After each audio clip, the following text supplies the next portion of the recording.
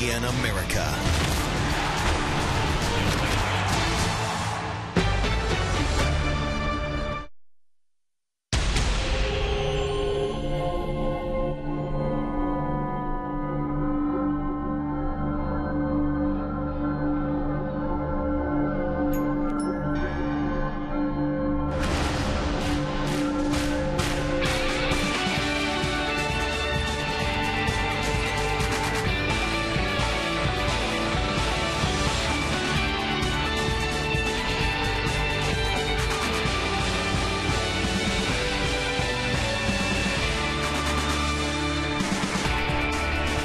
Beautiful day here in Arizona. We greet you from Goodyear Ballpark in Goodyear, Arizona. The Cubs today in Cactus League action take on the Cleveland Indians as we welcome Cub fans from all over the country watching on WGN America, America's home for baseball. And hi again, everyone. Along with Bob Brenly, I'm Len Casper. This fairly new ballpark shared by the Reds and the Indians. We will not see the Indians in the regular season. The Cubs today, Bob, you look at their lineup, probably 4/5 of the opening day bench is in there today, and I know Dale Swaim's very excited about the bench. I'll tell you what, Len, this is a very important time of year for those guys that are quote-unquote extra players or bench players. This is the most playing time, the most at-bats they're probably going to get over the next 6 months. So those guys that are battling for those bench jobs, the guys that are already assured bench jobs, this is a very important time of spring for them. Rodrigo Lopez has been excellent. He's trying to assure himself of a spot on the opening day roster as well. Jenmar Gomez goes for the Indians. Yesterday the Cubs lost, but Darwin Barney with an excellent defensive play. We'll have Cubs baseball next.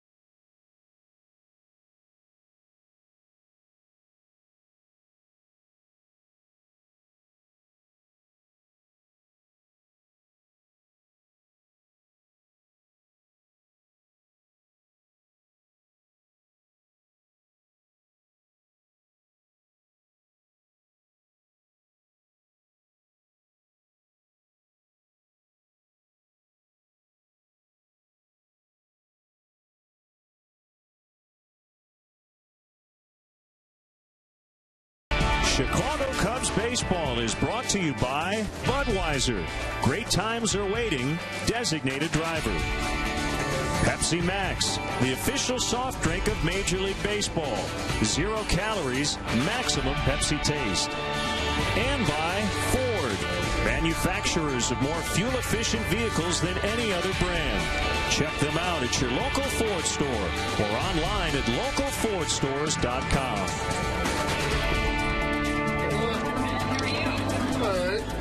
Spring training. Go Cubbies!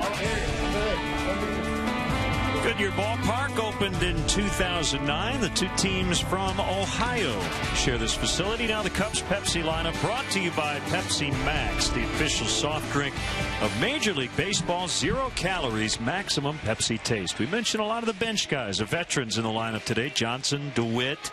We know Castro, Soriano, LaHare, Soto, and Stewart will all be in that opening day lineup. And then Jeff Baker and Joe Mather, 8 and 9. Take a look at the Cleveland Indians defensively this afternoon. It'll be Russ Kanzler in left field. Former Cub Felix Pie out in center field. Shin-Soo Choo will man right field. It'll be Lonnie Chisenhall at third as Drupal Cabrera and Jason Kipnis make up the double play combo up the middle. Veteran Casey Kochman over at first base. Oye, como va? Carlos Santana doing the catching today for right-hander Jenmar Gomez.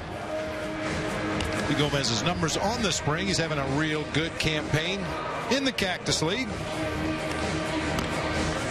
Trying to grab that 5th spot in the Indians rotation, along with David Huff and former Twin Kevin Slowey throwing in a minor league game today.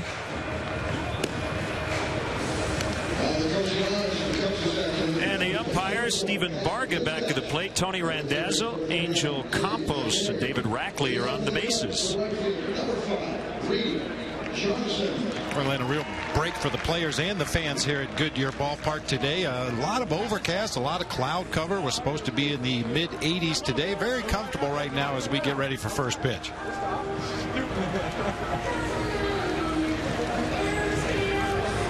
So Reed Johnson will start it. The Cubs at 10-13-1. The Indians 6-13-3.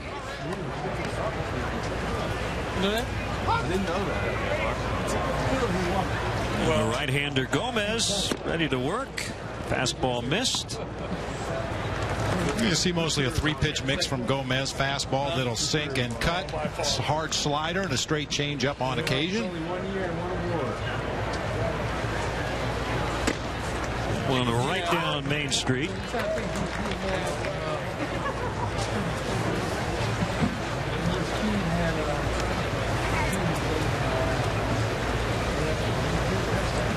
.6'3", 200 pounds as Johnson hits it foul on a play. Not a lot of shade in this ballpark, especially first base side. They don't have any sort of roof. But with a cloud cover right now, as Bob mentioned, it's very comfortable. The sun was out about an hour ago, and it felt like it was about 90. Felt like we were in Arizona. Unusual today. The wind blowing pretty much straight in from center field. The configuration of this ballpark, Len and I have talked about throughout the morning. We think they built it backwards as Reed Johnson will get the game started for the Cubs with a clean single into center field. Of course, our architectural degrees would speak to that. There's a beautiful range of mountains behind the ballpark. Unfortunately, what we can see from our perch high atop the stadium is dirt.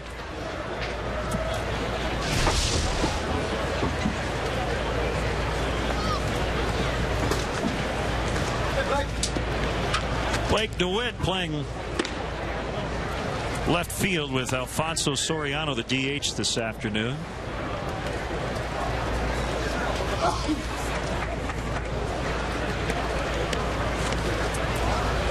Gomez from Caracas, Venezuela, signed with the Indians back in 2005.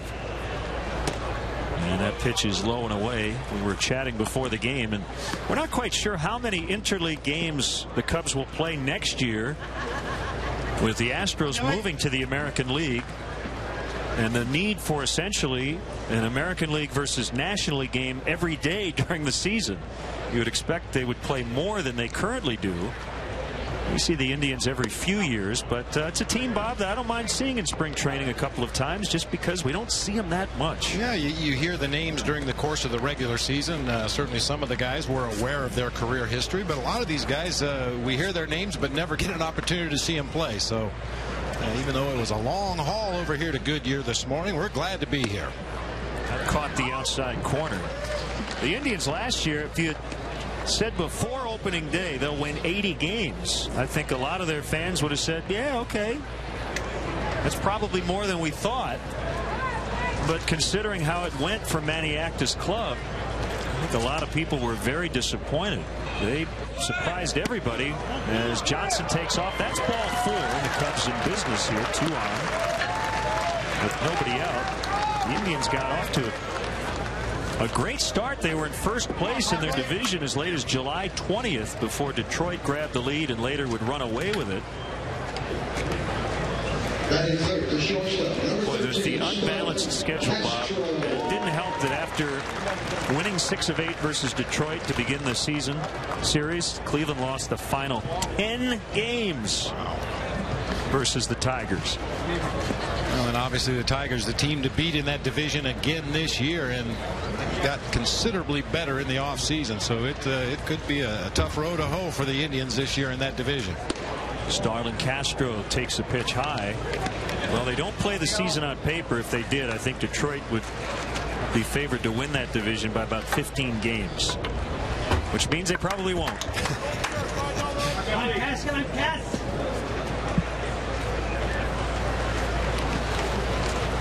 Leadoff single by Johnson, then the walk to DeWitt.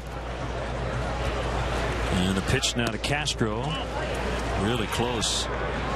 And Gomez didn't get the call. And now 2-0, and I think his catcher's going to tell him that was a strike, don't worry about it.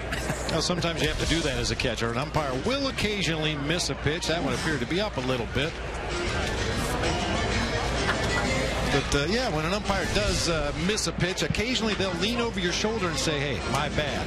You know, when you get back to the dugout, tell him I missed that one. Well, Santana decides not to wait till he gets back to the dugout.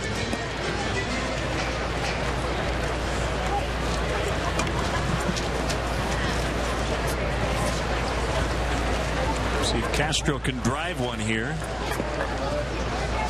Ahead in the count. Ghost of Herb Score just slammed the window down here in our broadcast booth. Almost took my computer down into the stands.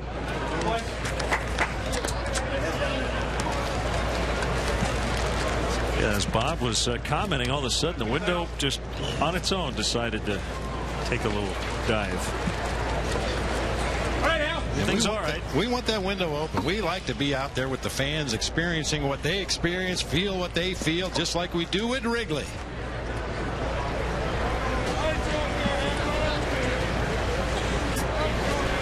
Although the vendors never make their way all the way up here to the press box. Chop to third. Chisenhall steps on the bag and a high throw. Tag applied. Double play.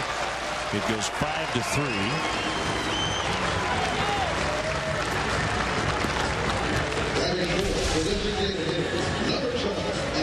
Another guy we don't see a ton of, Casey Kochman at first. Very good defensively and made that play look pretty easy. Hi, Reed. What, Reader?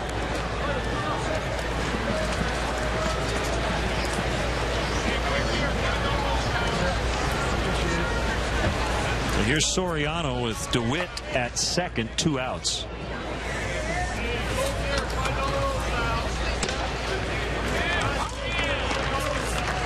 He is slugging .912 here in the Cactus League. And the laurels of 4 doubles and 5 home runs. Yeah, we were kind of looking forward to a battle of the Cactus League home run leaders. Shelley Duncan for the Cleveland Indians also has 5 home runs on the spring, pacing the way along with Soriano in the Cactus League.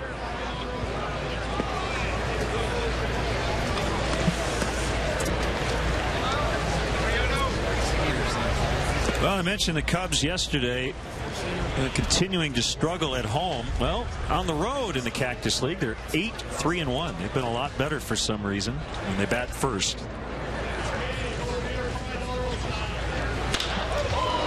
Way up in the air.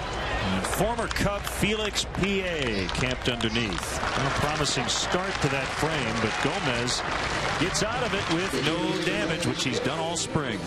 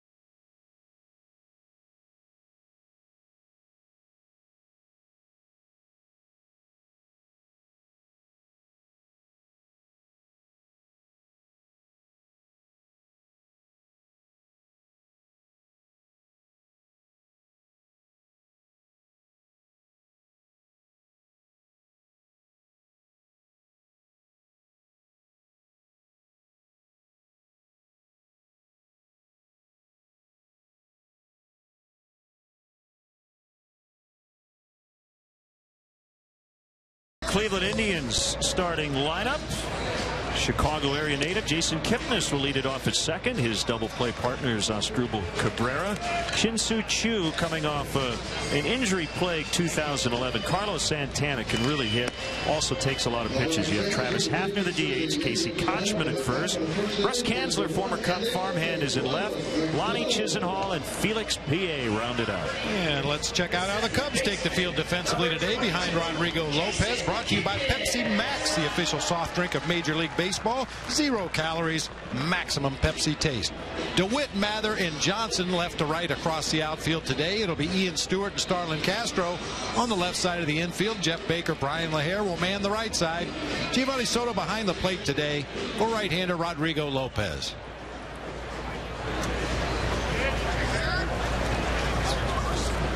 A little bit of a false start there. Rodrigo Lopez in the middle of his windup, and the home plate umpire Stephen Barga just walked away from his position, but we're ready to go now.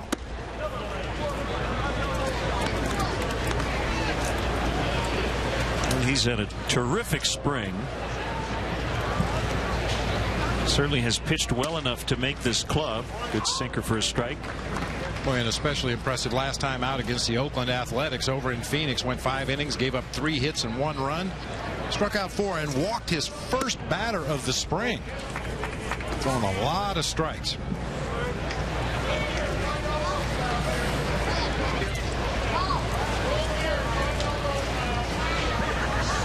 Kipnis slices one into the left field corner. That is trouble. Right up at the base of the fence, and it's a standing double for a guy who is from Northbrook, Illinois. Went to Glenbrook North High School. Probably has some fans watching today, maybe rooting for the Cubs, but pulling for him individually. Understandable. Very nice opposite field swing here by Kipnis. That pitch on the outside corner, mid thighs, just stays right on it, finds that left field corner.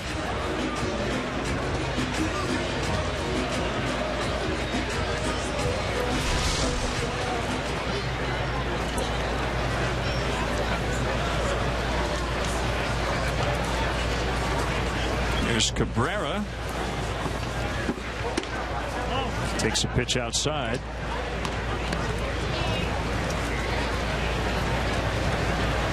Switch hitting shortstop. He was an all-star last year, won the Silver Slugger as well. First Cleveland shortstop to be an all-star starter since Lou Boudreau in 1948. Base hit right field. Kipnis is going to be held at third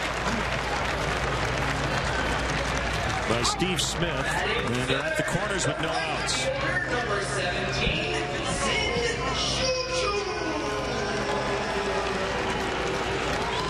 Well struck balls by the Indians to start this game. Nice job that time by Cabrera. At worst, he was going to advance Kipnis onto third base with something hit to the right side of the field, and that time he hit it all the way through the infield, putting Indians on the corners with nobody out. Shin-Soo Choo. Gesundheit. On the DL 3 times last year.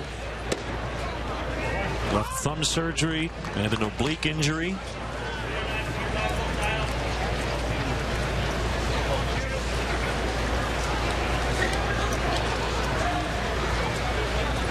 From South Korea.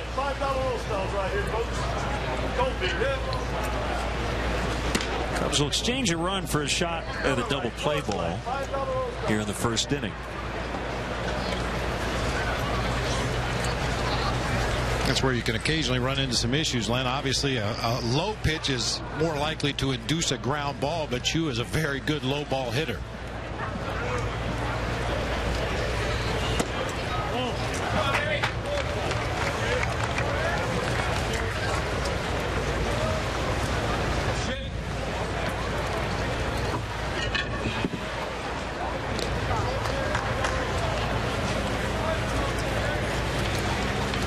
Soto sliding toward the outside part of the plate. And he hit the glove, got the swing and a miss. 2-2. I mentioned that start for Rodrigo Lopez against Oakland. His last time out, he had one of the better fastballs that we've seen Lopez throw in his time with the Chicago Cubs. He overpowered a number of the Oakland A's hitters.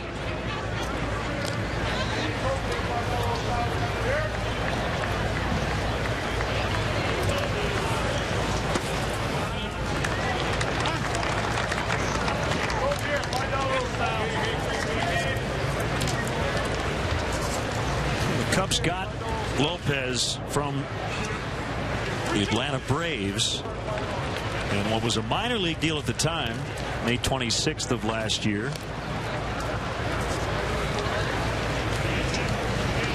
He would go on to make 26 appearances and 16 starts. Bases loaded as Chu takes the walk.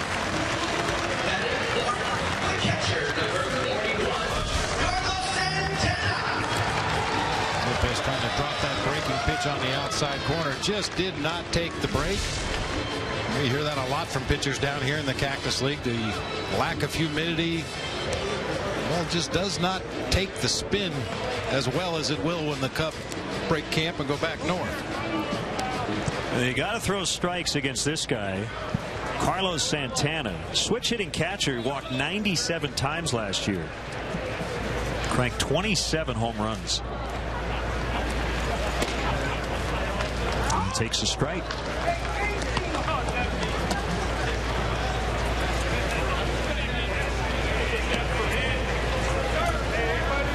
And that high walk total certainly does not indicate that Santana is a passive hitter. If you throw something in his zone or in that strike zone, he will let it go. But a very good eye for the strike zone. Rarely will chase. That time pitch a little bit up.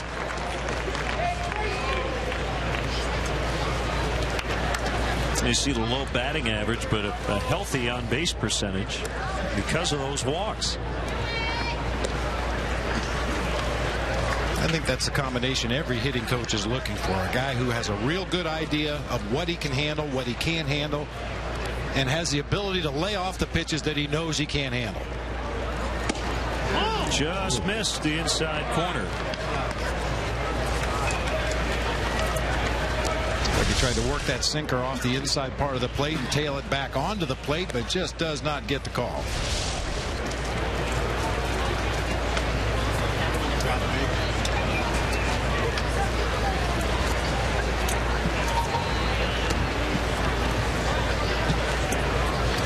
Some guys have their heel up, but he almost looks like a ballerina there with that right foot.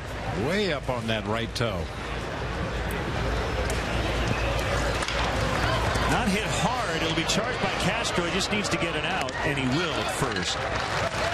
It's an RBI 6-3 ground out for Santana to make it 1-0 Cleveland. Number 48, Travis Hefner. With the bases loaded, nobody out, you'll have to take this right here. Just get an out in this situation. Indians will score the first run of the game, but with a dangerous hitter like Santana at the plate, more often than not, you'll be willing to trade an out for one run in that situation.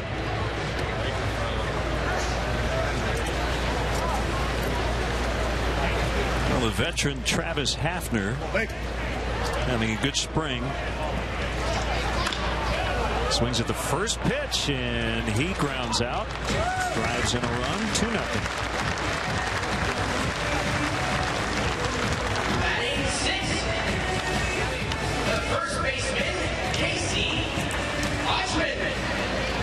Number 35. Two of the better hitters, two of the more powerful hitters in this Indians lineup, with two weak ground balls to the infield to drive home a couple of runs. These run producers, they don't really care how they get it done, just get it done. Get your teammates on the plate. So you've got Chu at third, 2 outs, and ball 1 on Casey Kochman.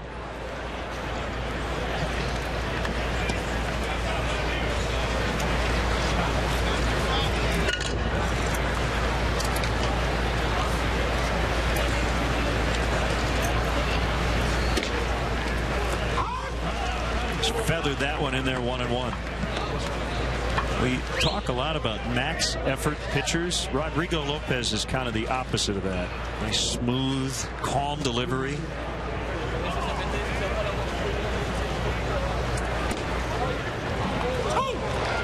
2. There's a little bit of a recoil at the end of his delivery. A lot of pitchers, as they follow through after delivering their pitch to home plate, their body will come toward home plate. Rodrigo plants that left foot, gets the arm going toward home plate, and then basically just stops right there where his foot hits the landing hole.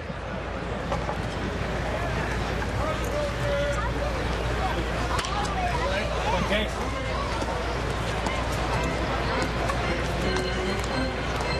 Some pitchers will have a little jump toward home plate after that left foot comes down. They deliver the ball, but you see Lopez actually ends up going back toward the rubber with his right foot.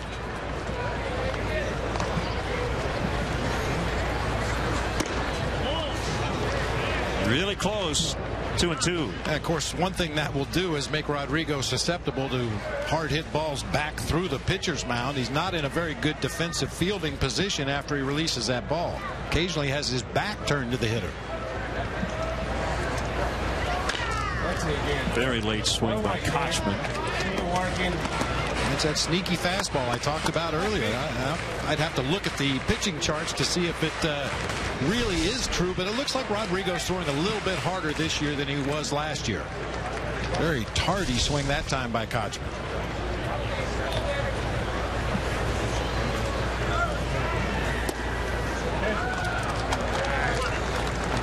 He's now run at full 3-2.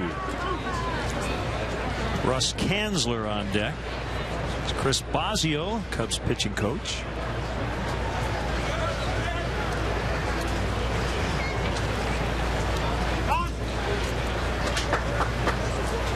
A very polite audience. Maybe because it's Sunday. Yeah. Maybe they weren't quite so polite last night. In the dirt. It's the second walk of the inning. Batting 7, number 79 left fielder, Russ Kanzler. You've got a couple of MVPs from AAA last year on the field right now. Cubs first baseman Brian LaHare was the Pacific Coast League MVP, and this guy, Russ Kanzler, was the International League most valuable player. Former 30th round pick of the Cubs in 2004.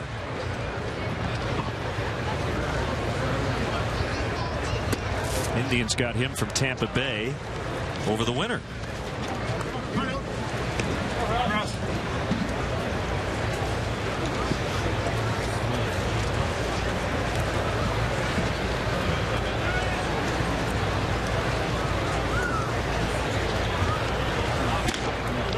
Three big league games under his belt.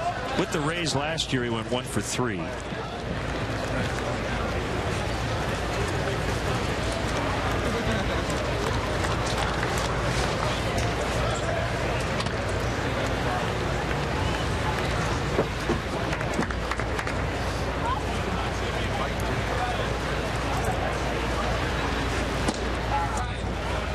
Two and one. Good 2-0 breaking ball that time to get back into the count. It really hasn't been one particular pitch that Lopez has struggled to find the strike zone with. Occasionally he's overthrown his fastball and left it up. That time, real nice tight spin on that slider, dropped it right on the outside corner.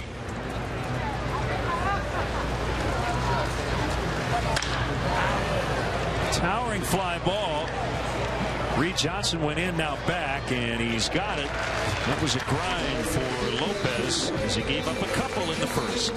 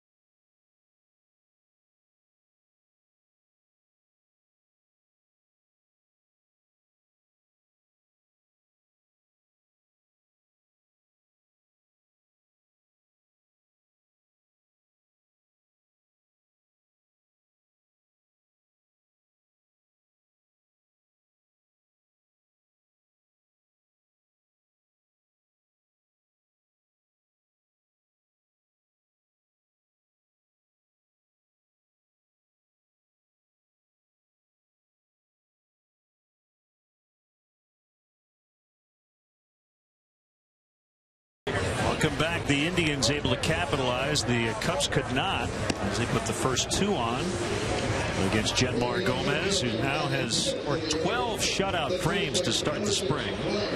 See a lot of Cubby blue in the stands here in Goodyear today. We're told down at Tamales Mexican Grill down on the third base side here at the stadium, they don't really sell tamales.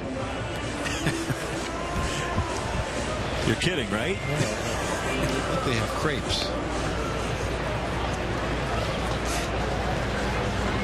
That's kind of like false advertising for crying out loud. I think that would be not only on the menu, but their specialty. Brian LaHare. You mentioned at the bottom of the first, probably the guys with the most power on the field have all hit the ball about 65 feet on the ground. And they're first at bat. Now Giovanni Soto a couple of days ago had 2 home runs against the Rockies in Scottsdale.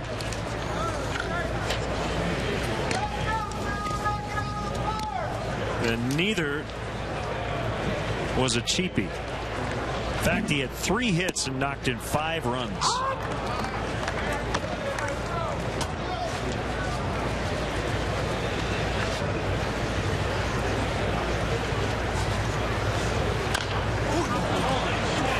And another one, and Gomez falls down, and Gio's safe. Took a huge divot out of the grass as Gomez slipped and fell, and from the seat of his pants lobbed one over that Kochman couldn't handle. Yeah, that'd be an ugly play in a beer league right there.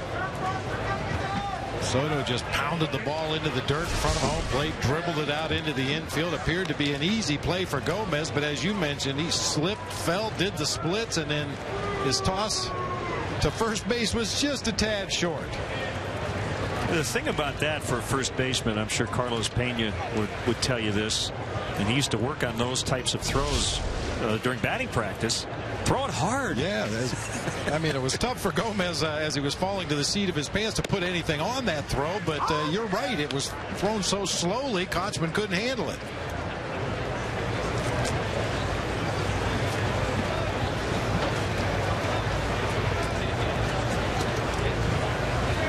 So an error on Gomez.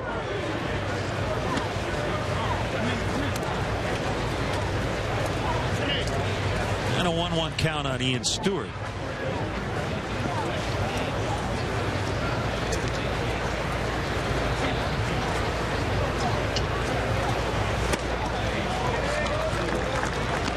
Now 1-2.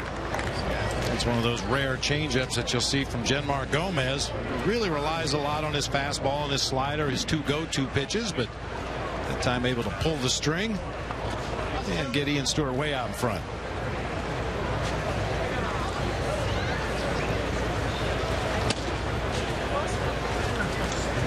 We are reachable as always via email, Facebook, and Twitter. LennonBob@Tribune.com. And you see the web address for our Facebook and Twitter pages as well.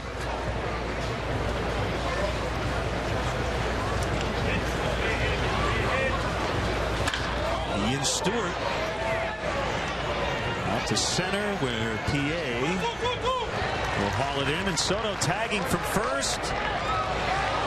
And he got in. We've seen the Cubs do that all spring long. Personally, I love that, Len. I mean, players are taught at an early age to go halfway on a fly ball to the outfield in the event that the guy drops it. But how many times do you see a big league outfielder drop a routine fly ball? And Soto hustled back to the bag at first. The play was right in front of him. A nice slide to the infield side of second base to avoid the tag, and gets himself into scoring position for Jeff Baker with 2 outs. Yeah, talking to Dave McKay about it, even if PA drops that ball, Soto's still going to be safe at second. And what you've lost is probably a base. Instead of being at third, you're at second. But as you say, how often does that really happen?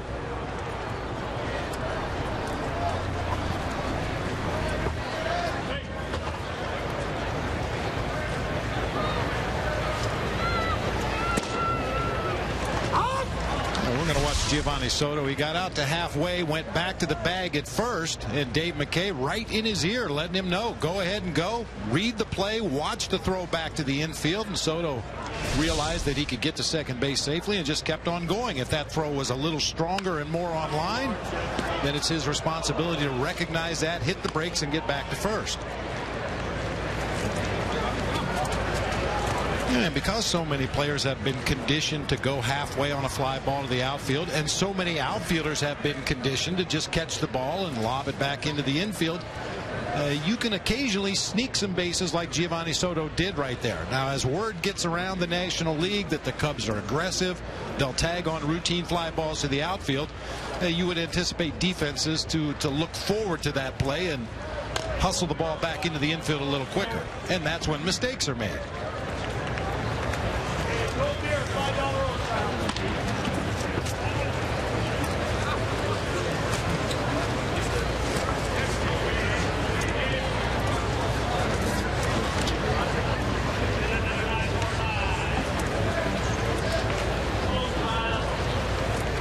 One and two to Jeff Baker.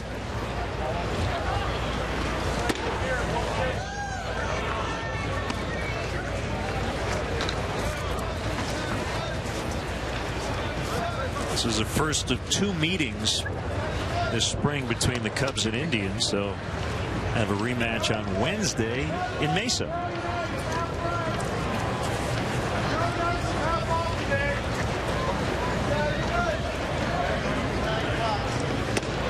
And he got him on a fastball.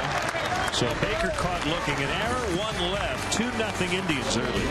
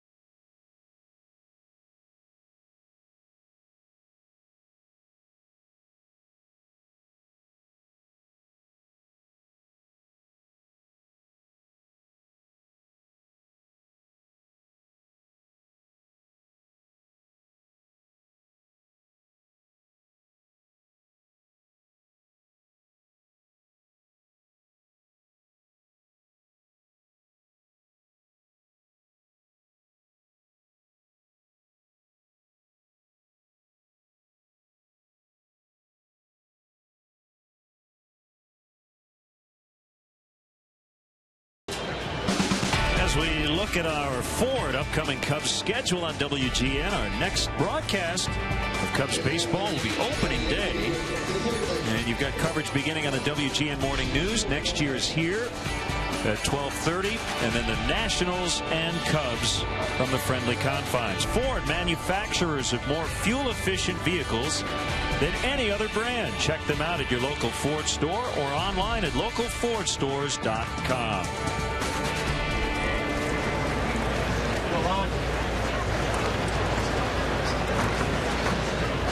Lonnie Chisenhall in the battle for the third base job here in spring training,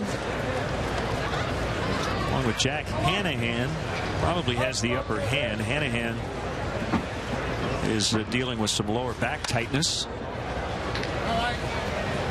Long run. Ian Stewart over near the tarp, which hopefully won't be used today.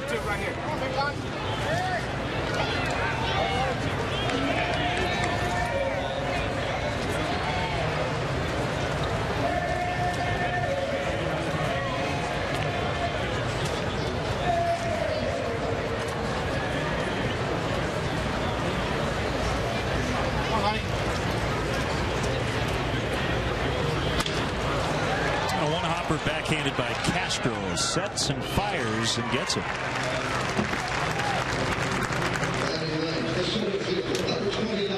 Because of his defensive troubles last year, every ball that's hit to Starlin Castro this spring will be dissected and looked at on videotape. But much better footwork, got his momentum going toward his throw, and he's always had a very strong throwing arm, but considerably more accurate so far this spring. Sometimes a good throwing arm, Len, can get you in trouble because you don't focus on the other parts of your body to get into a good throwing position. You just rely on that strong throwing arm to make up for any mistakes you may have otherwise. But Castro really trying to round out his defensive game, working extremely hard this spring on his footwork. It's the Cubs' former #1 prospect, Felix P.A. We know Felix can run, and he's out by half a step. This play by Rodrigo Lopez to get him. I'll tell you, the way this first inning and 2/3 has gone, Len, you need to pull your center fielder and put him between the mound and home plate. There have been a lot of balls hit right there in that area, about 30 feet in front of home plate. Lopez able to keep his feet underneath him, went with the bare hand, got rid of it quickly to LaHair to get the speedy Felix P.A.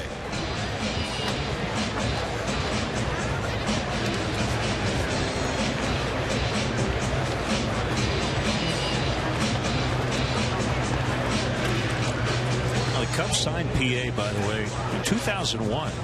He was 16 at the time, so hard to believe he's only 27.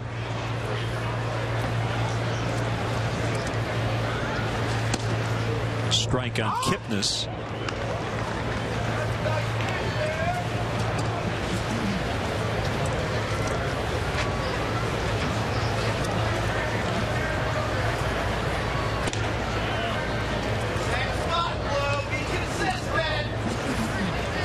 As you see, the Indians are pretty left-handed. They have a couple of switch hitters in Cabrera and Santana in their lineup today. There's a 3-1 ground out. So a clean 1-2-3 second for Lopez. Still 2-0 Cleveland.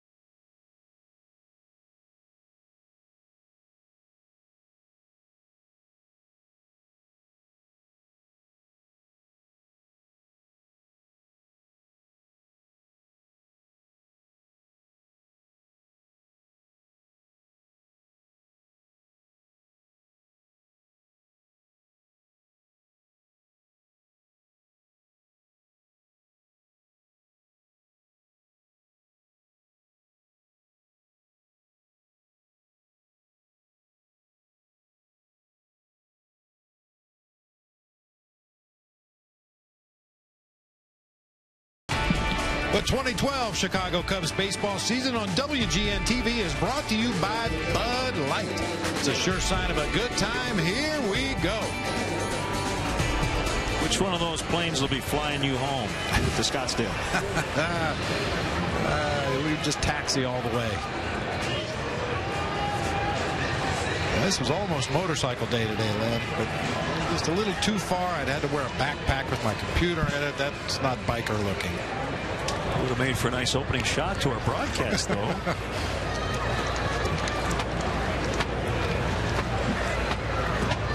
Joe Mather, fair ball, left field. Stay hot.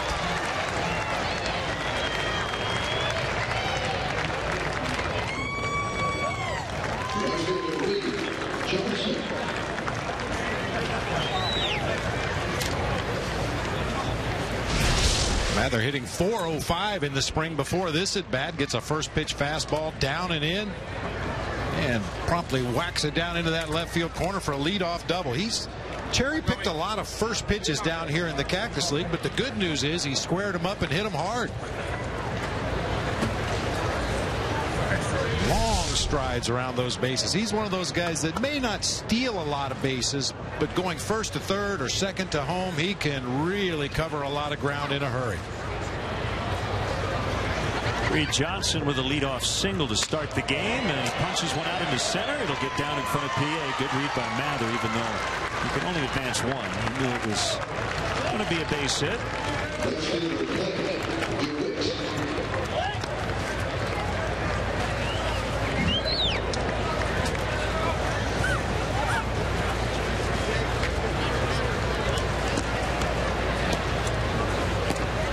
Promising start to this third inning for the Cubs.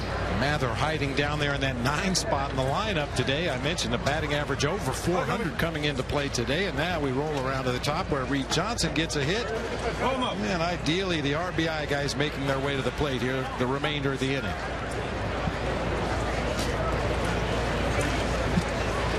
You know, a lot of people, Bob, during spring training any year, you continue to ask, is this guy going to make the roster? Is this guy going to make it? Is this guy going to make it?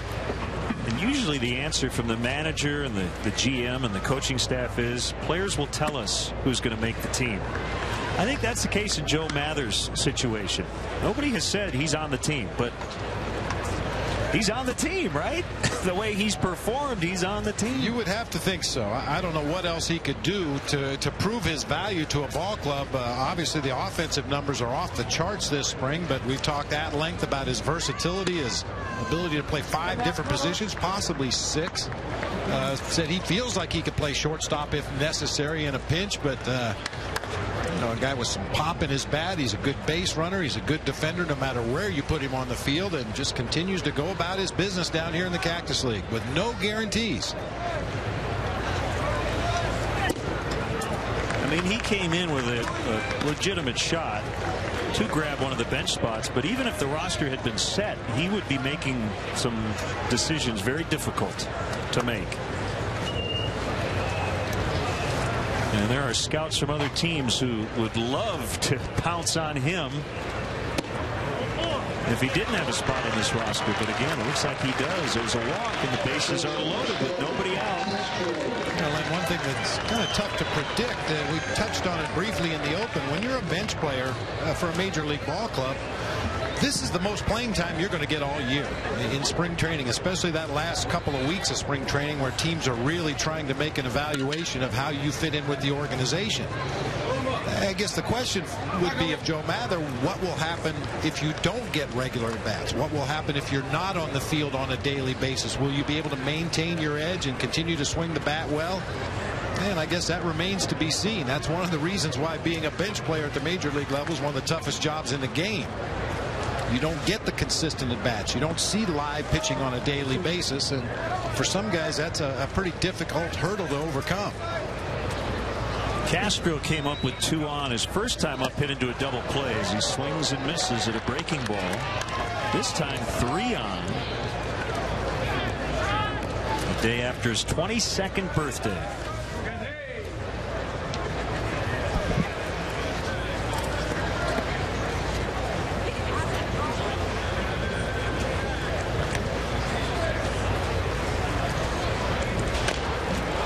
Another ball tapped, and another bad throw by Gomez, but he gets Castro to pick up an RBI. I think you're right on that positioning. I'm telling you. Can't believe how many dribblers we've seen today. 2-1. Second and third, 1 out. Yeah, if you check the spray charts on this game, you'd seriously consider putting a defender right there, short of the mound. Another changeup. The best changeups that Gomez has thrown in this game have been to Casey Kochman at first base.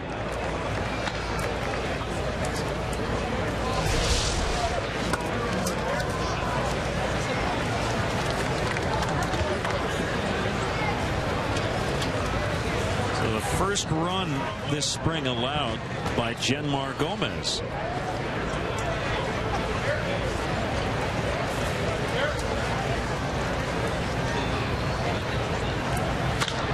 And Soriano will get that tying run in as he flies out to the warning track. Both guys tag.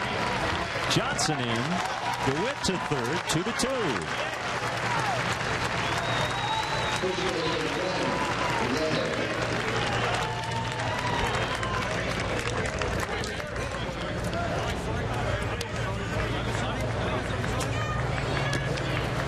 Deep enough fly ball, not only to allow Reed Johnson to tag and score, but Blake DeWitt alertly went back, tagged up at second base, realized that with Kanzler backpedaling on the warning track that he too could tag and move up to third base.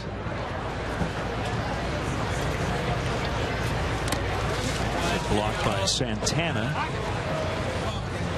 Not a ton of room behind home plate.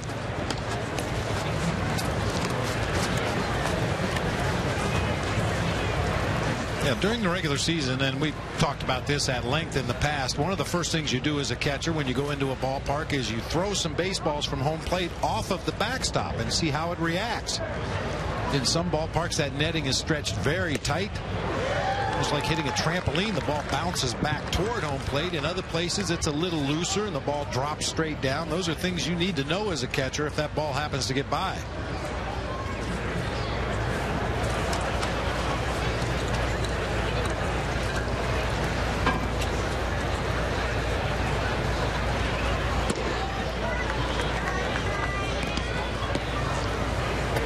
Two and one to Brian LaHare.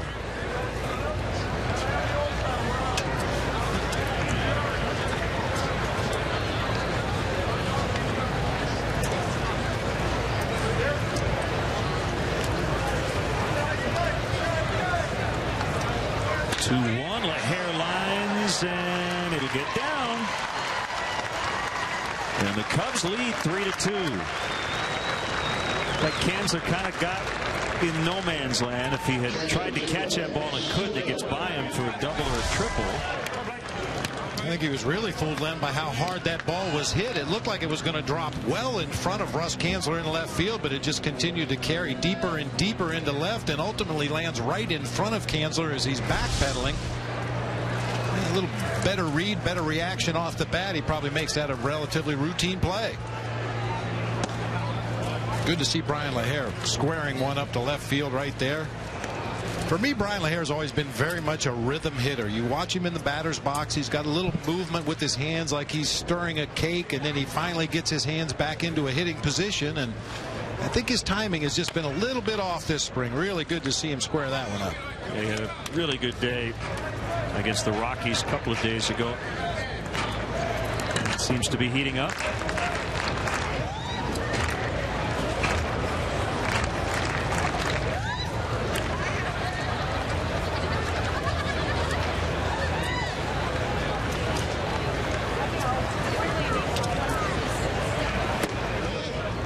One nice touch here in terms of safety at Goodyear Ballpark is they have, you know, that backstop netting.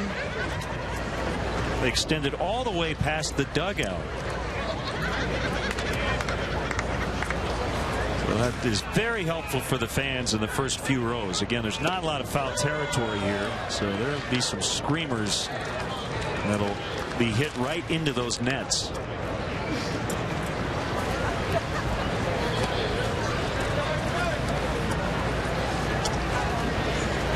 Delay.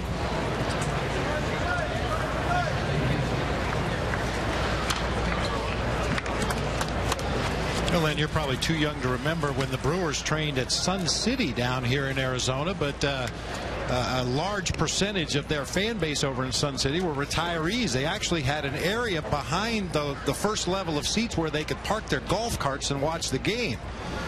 So because of that, the backstop not only behind home plate, but it extended down both foul lines to protect all the fans and make sure nobody got hurt. Golf cart seating. I like that. Swing and a miss to end the inning, but the Cubs get 3 and now have a 1-run lead in the third.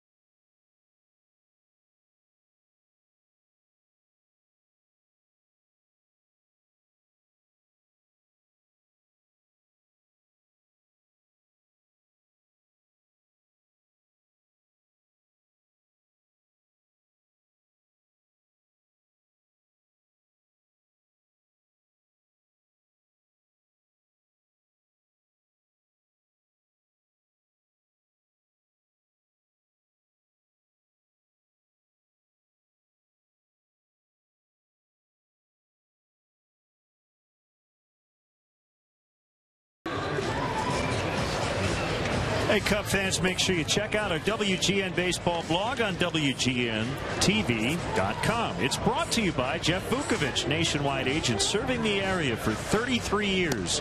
For your auto, home, and business insurance needs, contact Jeff at jeffvuk.com. I have a post on the Cubs' new emphasis on coaching at all levels.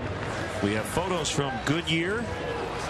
And once the season starts, we'll have game notes from stats, much, much more at WGNTV.com.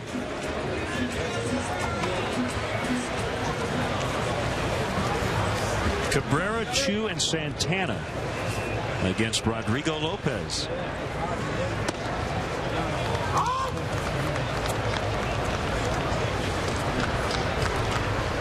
The big issues facing the Indians currently as they get set to start the season. They're going to be without Grady Sizemore to start the year after he had back surgery on March 1st. So Michael Brantley will move from left to center. So there's competition going on in left. Well, his career has been totally derailed by injury. And then the other one is the plight of Roberto Hernandez. Not the former big league reliever, but rather the former Fausto Carmona. Joe Mather makes a catch. What a play by Joe Mather. Put a cape on that guy. What a spring he's had. Well, I don't know how you could have played that ball any better than Joe Mather did. Never took his eye off the ball. He's learned very quickly down here in Arizona. If you look away, you may not see it when you look back up. Had to trust his instincts, had to trust that warning track. He can feel the dirt under his feet. He knows he's getting close to the wall and reaches up. Makes a tremendous running catch as he crashed into that center field wall.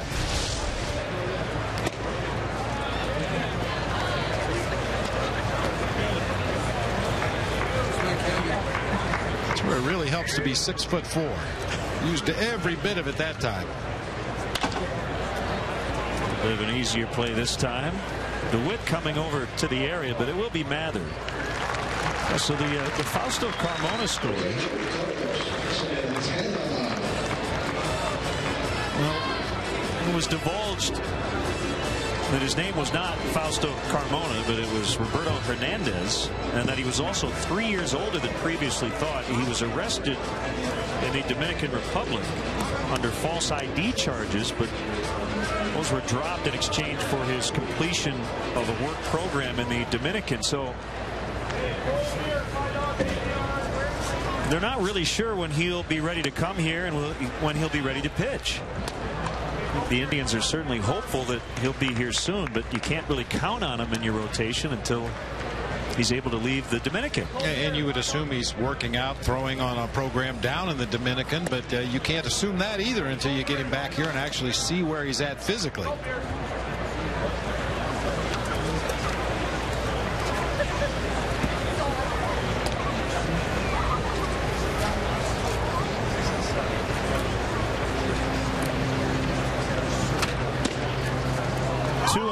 Santana.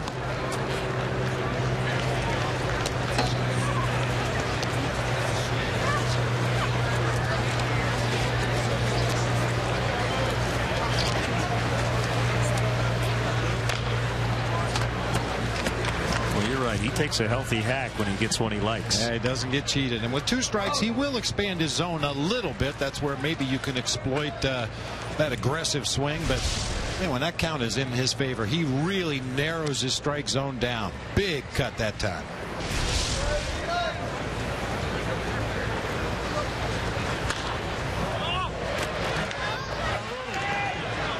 Soto and Stewart over near the dugout, and Gio will put it away.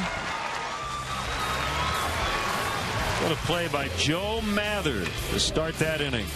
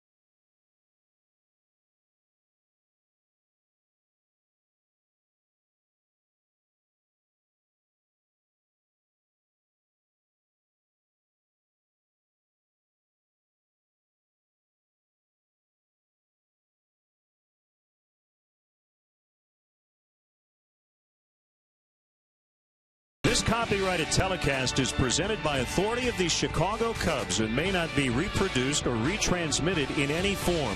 And the accounts and descriptions of this game may not be disseminated without the express written consent of the Chicago Cubs.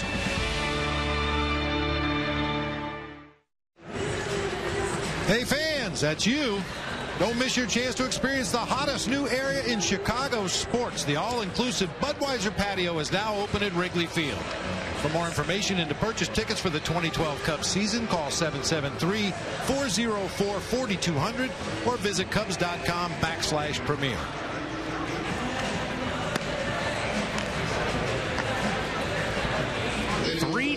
The Cubs with the lead.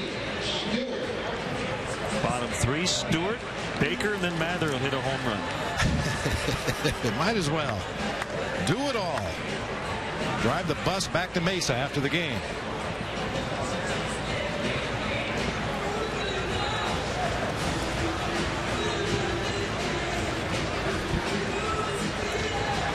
Stewart flying to center his first time up.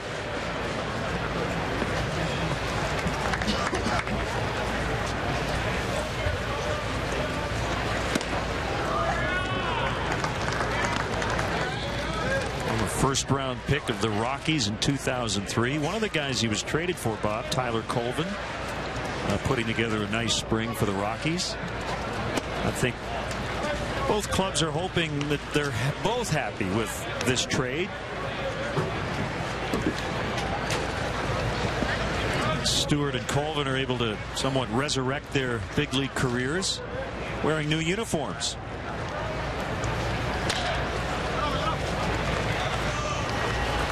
Be handled by Kipnis.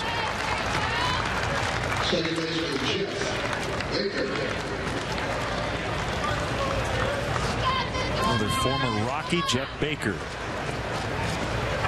And just the change of home ballparks, believe it or not, may change a player. Ian Stewart, playing at Coors Field in Colorado, had a little lift to his swing, tried to get the ball in the air.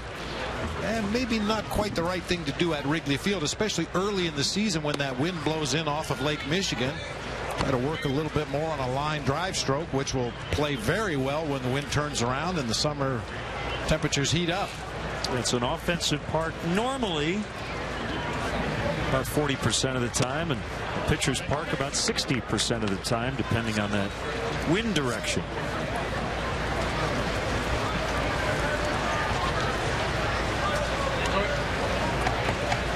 Line drives usually play well anywhere. You right? got that right. And a base hit rolled right back through the box.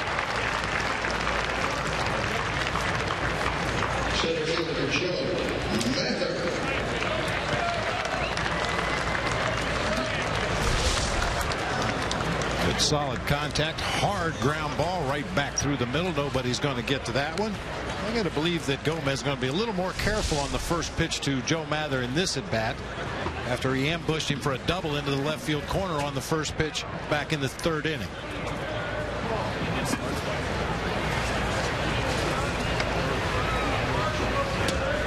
Slider just off the outside corner. Mather could not check.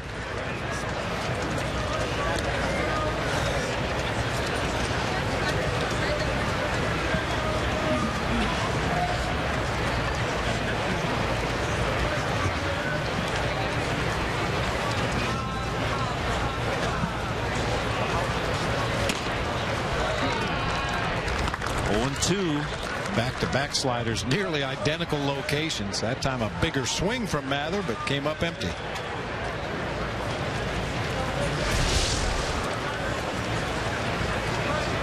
It's a harder breaking ball. Very tough, depending on the rotation that a pitcher puts on that slider. Very tough to distinguish between a slider and a fastball. To left, and it'll get off the glove of Kanzler. Baker to third. It's a double. Joe, I said you were going to hit a home run. What are you doing? Well, 2 doubles equals a home run, right? Got down 0-2 and then hit a double. Boy, and you know, that's a perfect example of how pitchers make mistakes. The first two sliders for Joe Mather were nasty, right on the outside corner, breaking out of the zone. Ahead in the count 0-2, he rolls the same slider right up there on the inner part of the plate. Mather able to hit it hard to left field.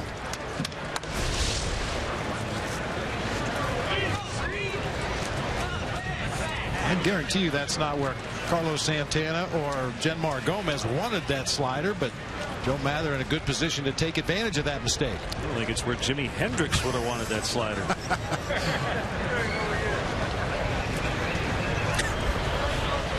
Inside on Reed Johnson.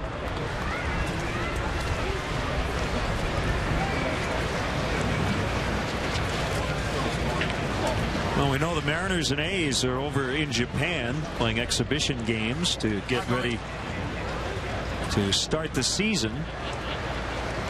Did you see the Mariners played the Hanshin Tigers in front of 55,000 at the Tokyo Dome as that clipped Johnson, and the bases are loaded.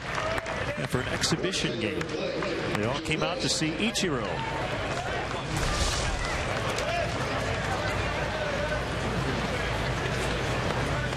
Least painful hit by pitches that Reed Johnson has ever had. Looked like it just got a piece of his uniform as it went by. But that will load him up for Blake DeWitt. Hold him up. Come on, kid.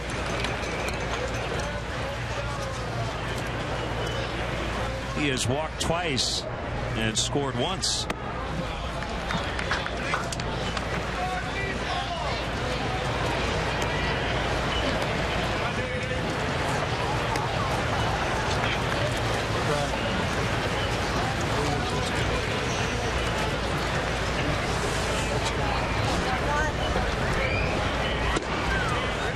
Change up.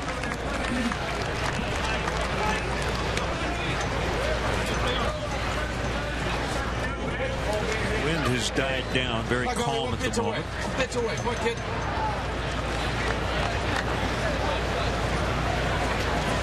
Be able to pick it up on our field mic. Somebody in the Cleveland dugout saying, "You're one pitch away, kid." Talking about Gomez. That's off the front foot of DeWitt, so it's foul. I thought I heard him earlier say roll him up, meaning a double play. I love baseball chatter.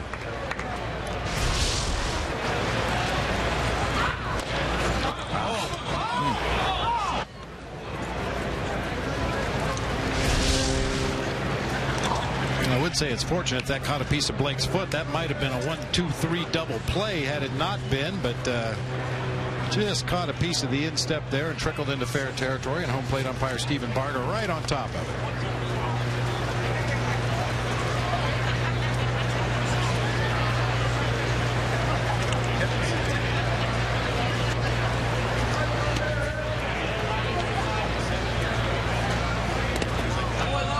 Blocked by Santana.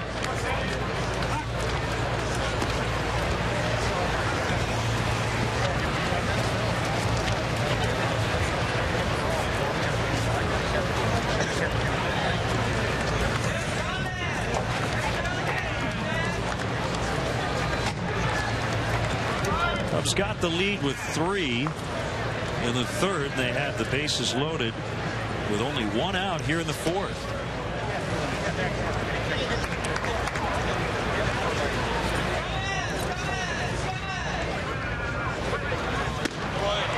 And he got him on a changeup.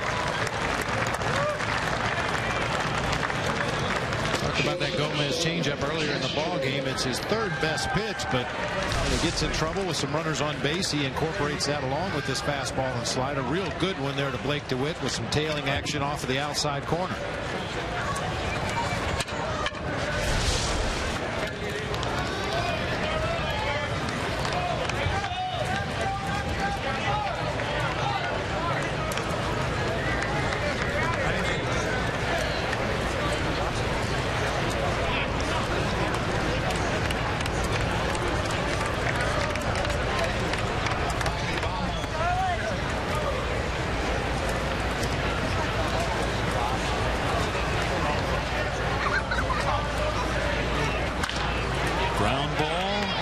middle, and they'll get the out at second. Still 3-2 Cubs.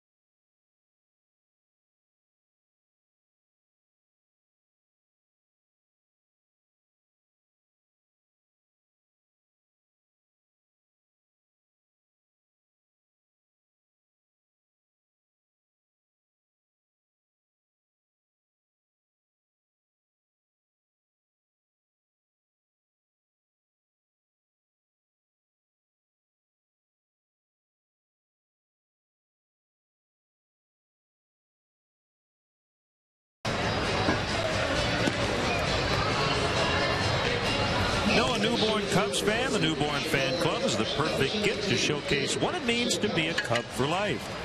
Receive a customized photo announcing the birth on the Wrigley Field marquee, a Cubs birth certificate, Cubs baby stocking cap, and a Cubs Rookie of the Year onesie. Perfect for parents and friends alike. Visit Cubs.com for more info and to sign up today.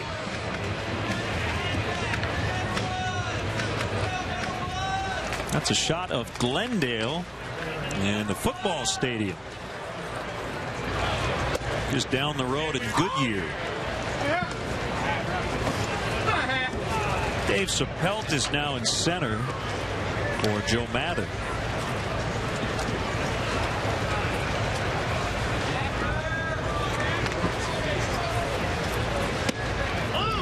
Kind of an odd time for a substitution. The fourth inning defensively. Sapelt taking over for Mather. Hope he's okay. Crashed into the wall out there in center field. He's been busy on the bases in this game. And hopefully no issue with Joe Mather.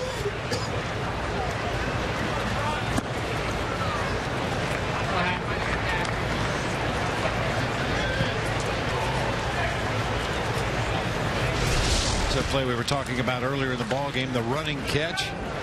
Banged that left shoulder hard off the center field wall. Kind of in an awkward position. Couldn't really protect himself too much. Fortunately, that wall is padded out there in center field. Hafner with a leadoff single. Mather did take another at bat and doubled before coming out.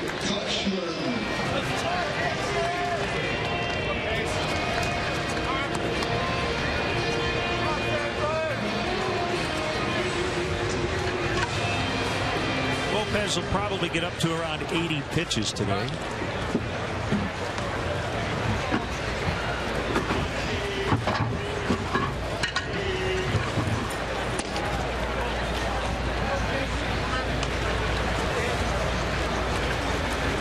Kochman, a former first rounder of the Angels in 2001. He was the 13th overall pick.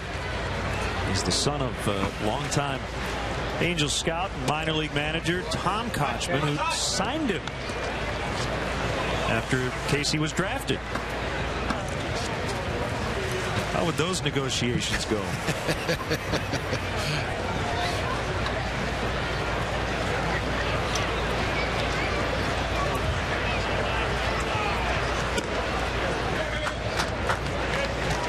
Two 2-0 the count.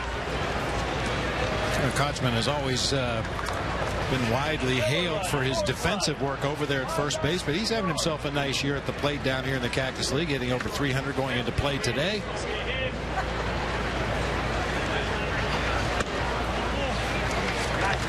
And he draws the walk.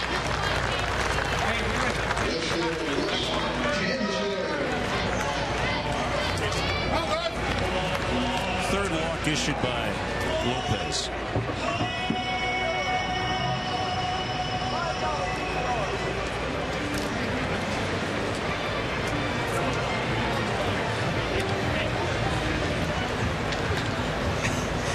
You want to sit in the shade out there, you got to huddle in the corner. Yeah, there are a couple of sheds out there for the relief pitchers and catchers and coaches to sit in, but I would imagine we have full attendance, so a couple of guys sitting over there next to the sidewall in foul territory to find some shade. Upstairs on Kanzler.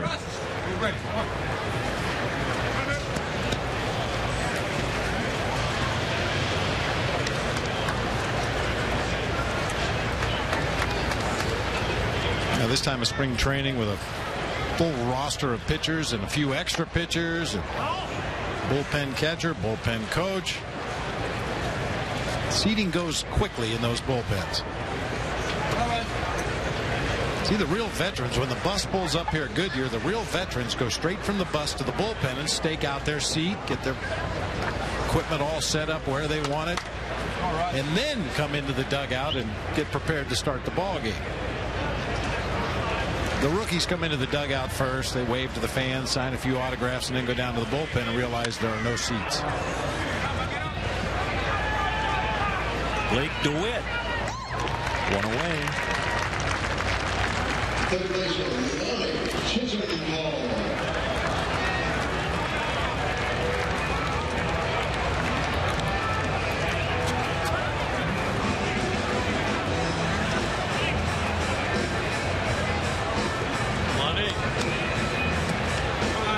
Just looking, Bob, at the Indians position player wise, certainly would like to load up with left-handed starters to face them, wouldn't you? You would think so. I mean, this lineup today, Russ Kanzler is the only right-handed hitter, as you mentioned, a couple of switch hitters mixed in there, but yeah, they got a lot of left-handed bats on this roster.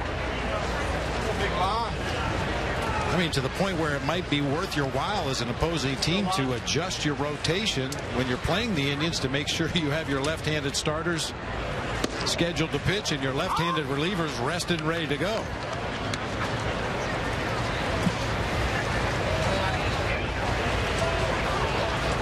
Another lefty, Felix P.A. on deck.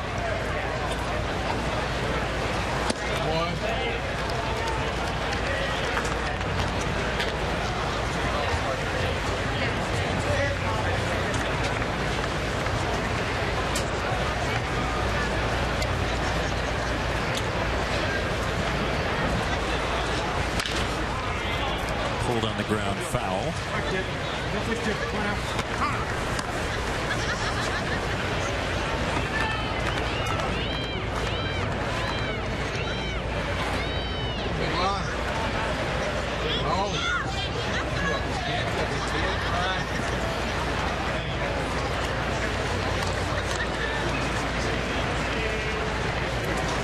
Cubs leading 3-2, but the Indians threatening with 2 on and only 1 out. Called strike 3. Big strikeout for Rodrigo. 2 down.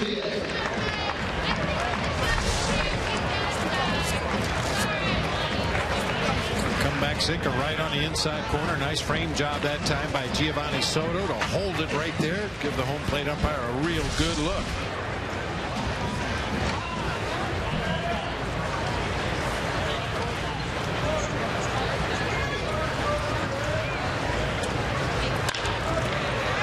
Ticketed toward right. Hafner's going to be held at third. Bases loaded. Second baseman Jason Kipnis.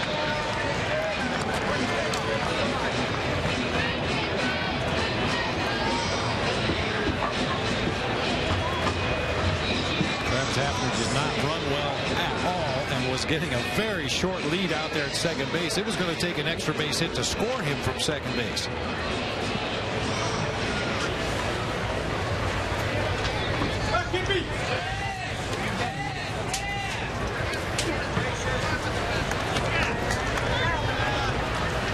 Jason Kipnis, ball one.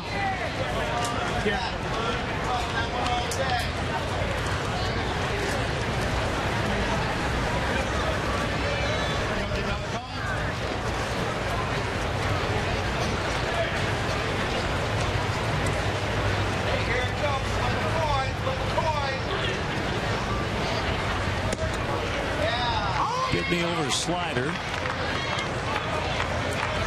I'd say that's an effective pitch at any time of the year. If a pitcher can throw anything other than his fastball for a strike when he's behind in the count, you're going to get a lot of take strikes. Jason Kipnis is geared for fastball. The count was in his favor, 1-0, and Rodrigo Lopez just kind of flipped it up there in the middle of the strike zone. Another slider fought off. 1-2. The hitters work so hard to try to get those advantageous counts, the 2-0s and the 3-1s, where it's a more predictable pitch in that situation. You think you're going to get a fastball, and if the pitcher can throw something other than a fastball in those situations, it's really going to make it tough to hit.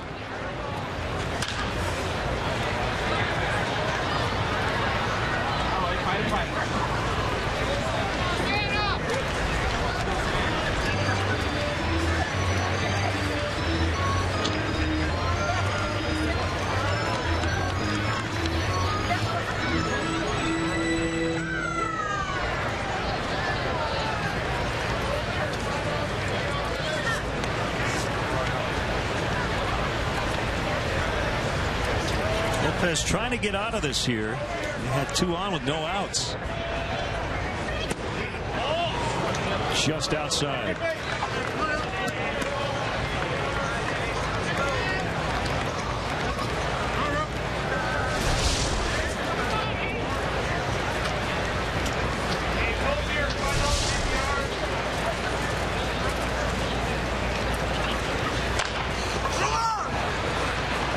Handled by Brian LaHare, and that will end the inning. And you know, between innings, the Major League scouts, they head over to the batting cages to scout these guys.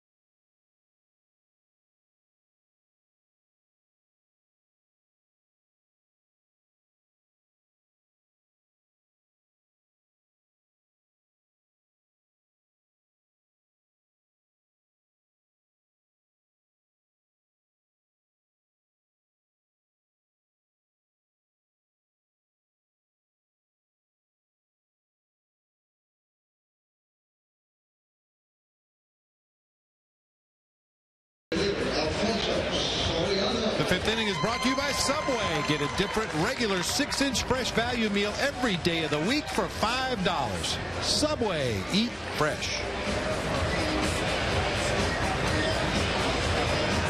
Well, you get a little bored watching, why not participate? Swinging strikes. Let's go. Come on. There you go. to adjust that little pitching machine, get the ball down in the zone. Cubs leading 3-2 batting in the 5th.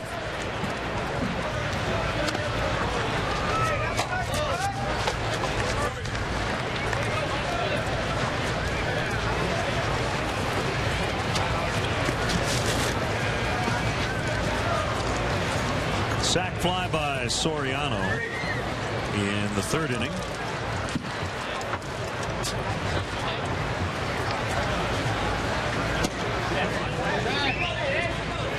And he's able to hold up.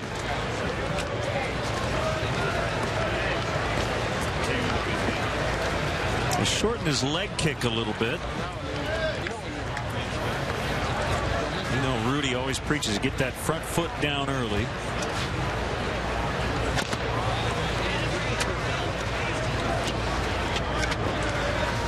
Soriano continues to swing one of the literally biggest bats in baseball.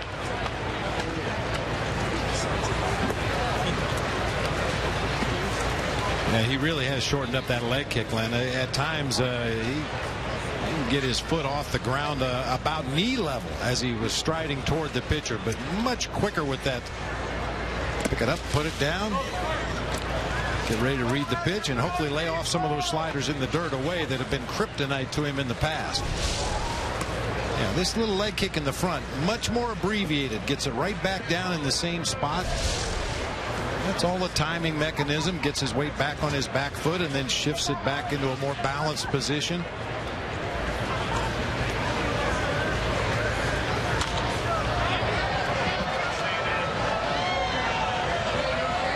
And Santana has just enough real estate.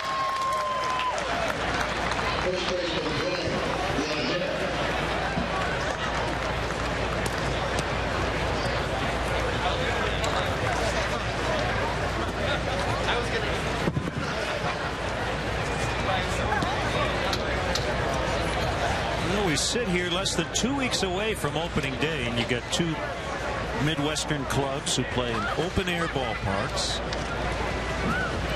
not far away from a Great Lake. Indians will open at home against the Blue Jays. The Cubs will host the Nationals, and with the weather in the Midwest being as mild as it's ever been at this time of year, you just hope it stays that way. What year was it? The Indians got like 22 inches of snow at their ballpark in Cleveland. That one ripped into the right field corner. Well, Brian LaHare, who continues to hit, heating up at the right time.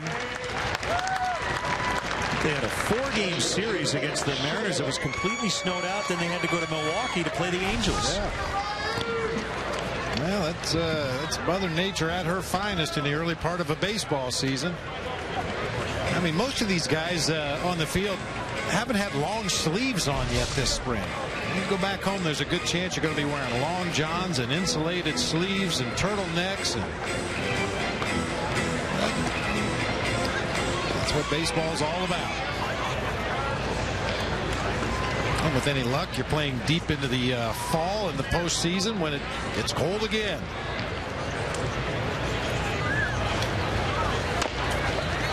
Big swing by Soto, and it just kicked foul.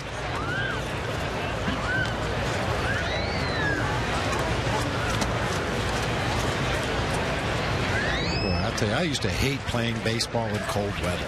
I mean, you just never felt like you could completely get loose and really extend if you needed to go hard for a ball in the gap, or, you know, really put a little extra on a throw. It just always felt like you were just a little stiff. Everything was just not quite as loose, certainly as you are down here in the Cactus League.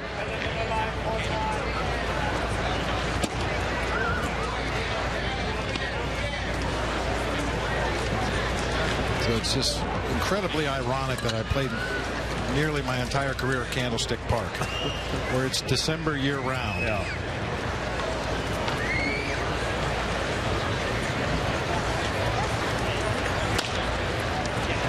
In the hole, and Cabrera will get him, and Brian LaHare will take off for third.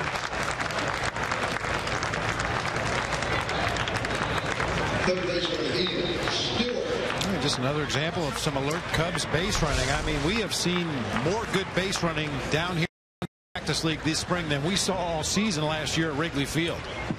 Long throw. As Drupal Cabrera couldn't get much on that toss. You can see the lollipop across the infield just in time to get Soto, but in the back of your screen you saw Brian LaHare read it well and advance on to third base. Yeah, the thought is, okay, well, you get to third, there are 2 outs. You are already in scoring position, but you put a little more pressure on the catcher and the pitcher. Might not want to bounce a breaking ball with 2 strikes. A lot of ways to score a run from third. And I think the bottom line, practically, Bob, is if it's there, take it. Why not? I mean, that's the way Dale Swain feels about third base. We've talked about it in past telecasts. Yeah, the old rule of thumb was you don't make the first or third out of an inning at third base. He does not believe in that. If you can get a jump, if you think you can make it to third base with nobody out in the inning, now, he wants you to be intelligent about it, understand the game situation and what's called for in a given circumstance. But he wants his guys to at least think aggressively. And if it's there, go ahead and take it.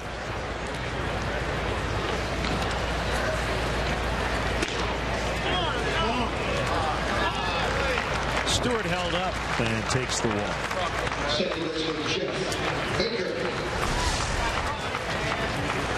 Grumbling from the Indians dugout. They felt Stewart maybe went a little too far, and see their argument.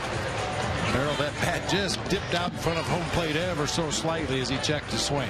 Scott Radinsky is a pitching coach.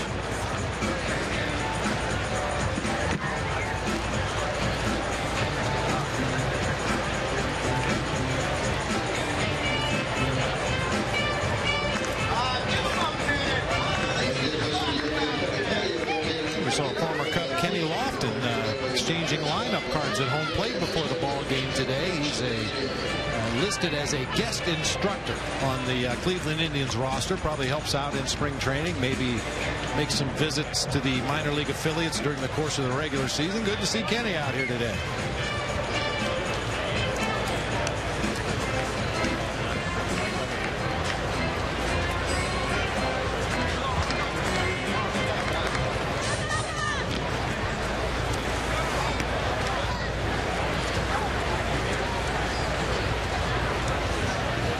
First and third. Cubs leading by a run here in the 5th. And Jeff Baker at the end of the bat. Out into right center where Felix Pie will put it in his pocket. The inning comes to an end. Cubs have stranded at least one in every inning and lead 3-2. Midnight Madness.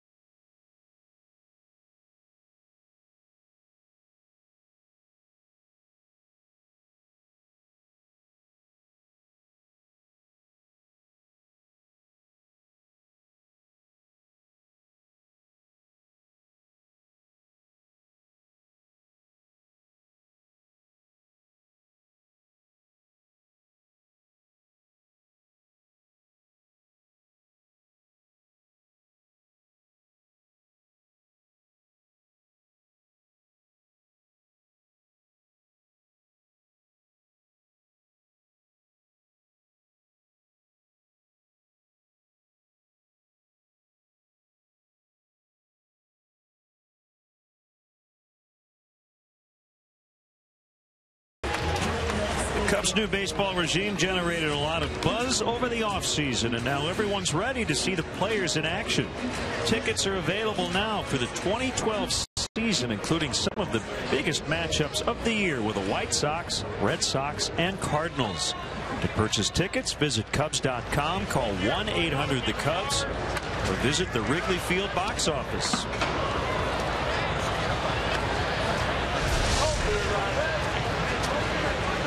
Joe Mather done for the day, and half the Indians squad leaving the dugout and heading into their clubhouse as well. Joe Mather's outnumbered. He needs some help from his teammates out there. That's not a fair fight.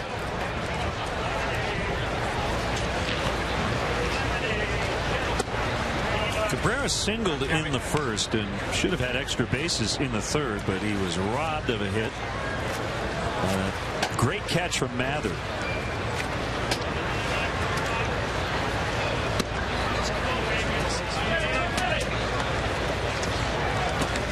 Looks like James Russell will be the next Cubs hurler as the lefty gets ready.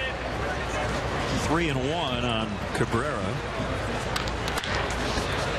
High fly, Blake DeWitt. One down.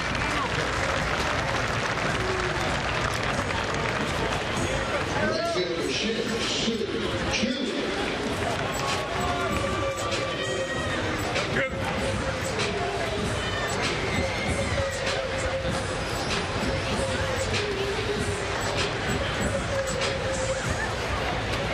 So Lopez has reached his pitch limit. And it will be James Russell summoned from the Cubs bullpen. Lopez leaves with his team ahead 3-2.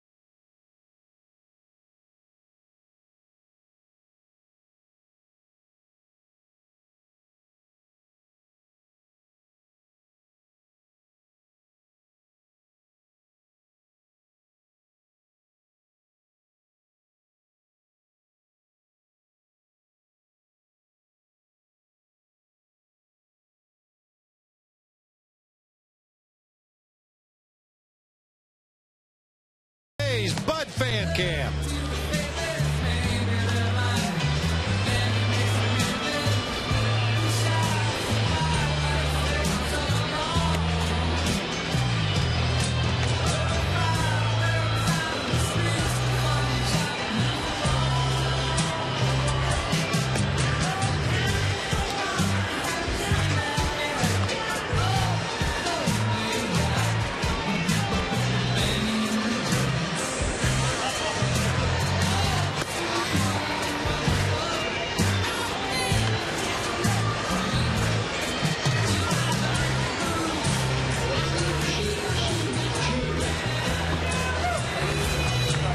Happy birthday to Sir Elton John, celebrating his 65th birthday today. That's our Bud Fan Cam. Budweiser, the official beer of the first inning. Great times are on deck.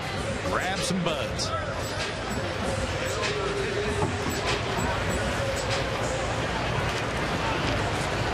Here's lefty James Russell facing Shin-Soo Choo. One out, nobody on. We're in the fifth. Pretty good looking pitch to start the sequence right there. First pitch, breaking ball, kind of froze Chu a little bit. Appeared to drop right in at the bottom of the strike zone, but didn't get the call.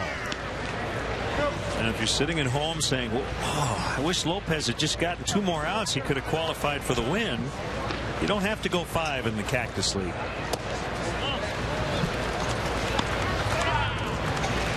The lead does not change. Rodrigo Lopez would get the victory. You know, based on last year's numbers, Len, this is probably the right way to handle Rodrigo Lopez. He was very effective the first and second time in a ball game facing an opposing hitter. However, that third time through, the batting average jumped well up over 400. Right around the 75 pitch mark is usually when he hit trouble.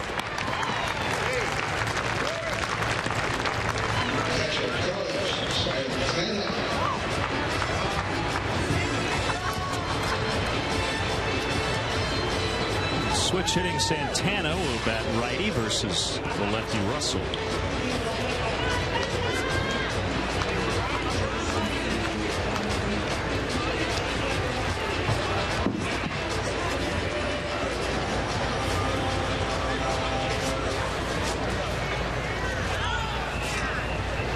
Manny Acta, 3rd year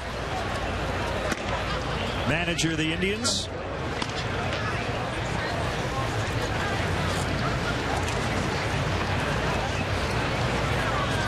Nationals skipper, also managed the Dominican Republic in the World Baseball Classic.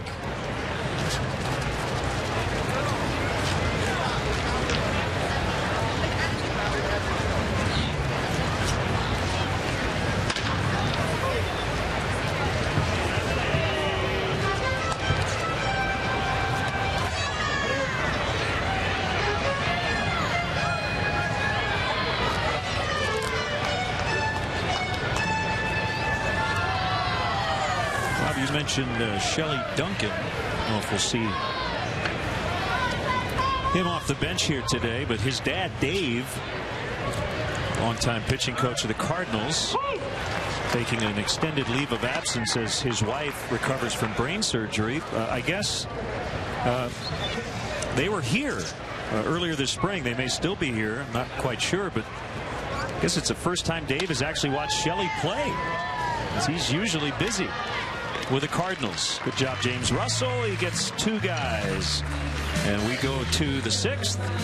3-2 Cubs.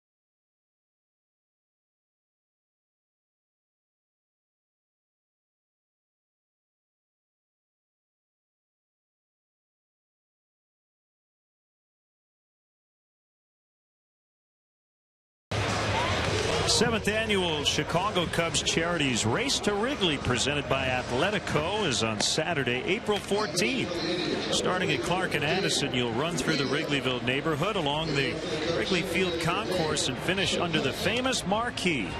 This year, runners who raised $1,000 or more for Children's Memorial Hospital will run a post-race victory lap around the bases. To register, visit racetowrigley.com.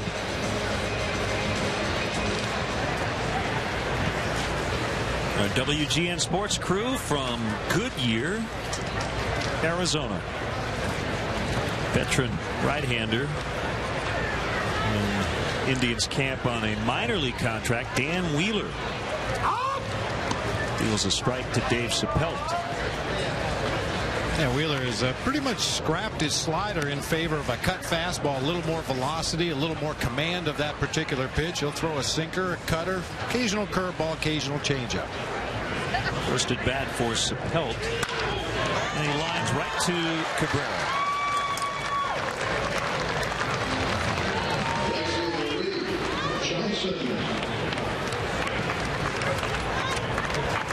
We want to say hi to some of our fans watching us on WGN America today. Martin Hunter checks in from Aberdeen, Scotland.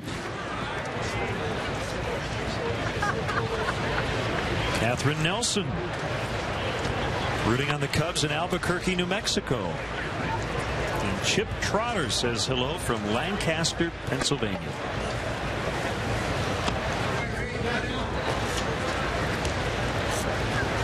Albuquerque, New Mexico.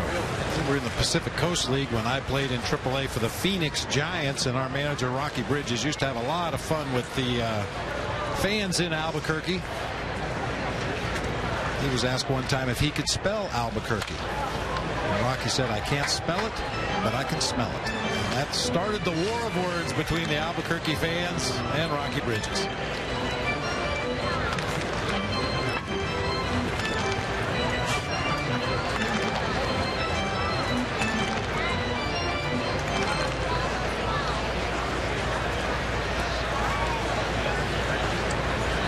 One on Reed Johnson.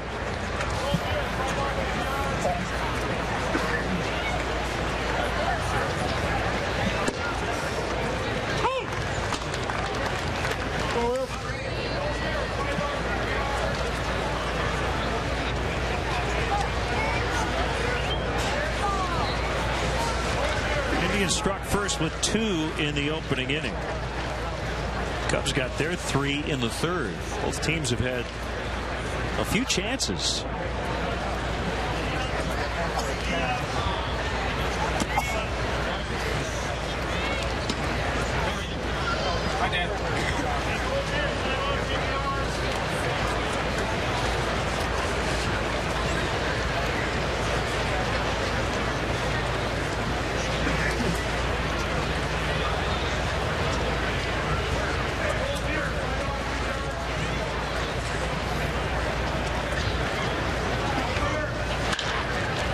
Ground ball to Chisenhall, who gets the out. First time Johnson has been retired. And probably the hardest ball he's hit in the game. Had a little floater for a base hit his first time up. Another softly hit ball in the third inning. He was struck by a pitch in the fourth, and that time a scalded line drive down to Chisenhall at third for an out. 2 down, it's Blake DeWitt.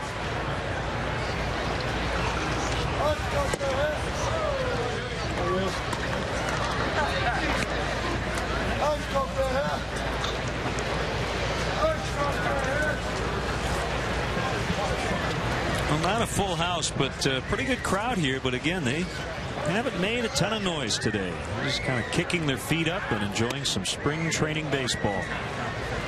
One thing we know for sure from our view up here in the press box, there's plenty of parking available. They use the dirt lots around the stadium here to park the fans when they come to the ballpark, and there's room for probably about 4 million cars.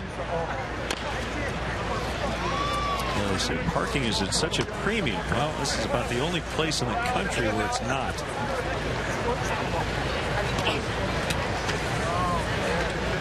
And we could just keep scanning for hours. We'll see dirt. More dirt.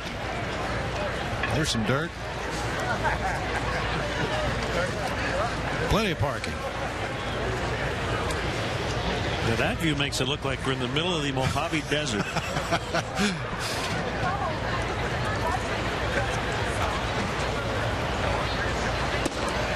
I think the idea with the facility here in Goodyear, you know, like a lot of the newer spring training facilities, was that eventually restaurants and hotels and a lot of commercial building was going to make its way to this area, and it may still be the case, but not yet. Did you know that in and around the ballparks here, you know, cactus are hundreds, 100, 120 years old. After 130 years, the glove actually does grow out of the arm. Still 3-2. I did not know that.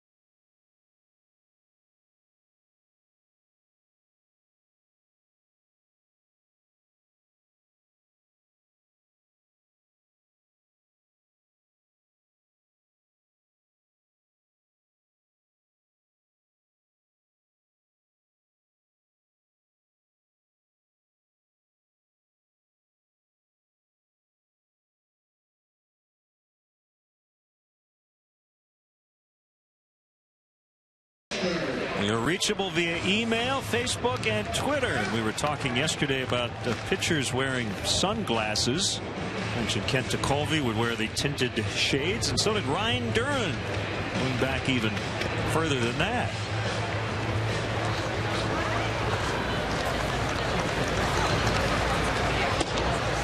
And a strike from Russell to Hafner. Travis Hafner has knocked in a run and is 1 for 2. We do have the berm here. It's not quite as big as in most ballparks, but you can sit on the grass.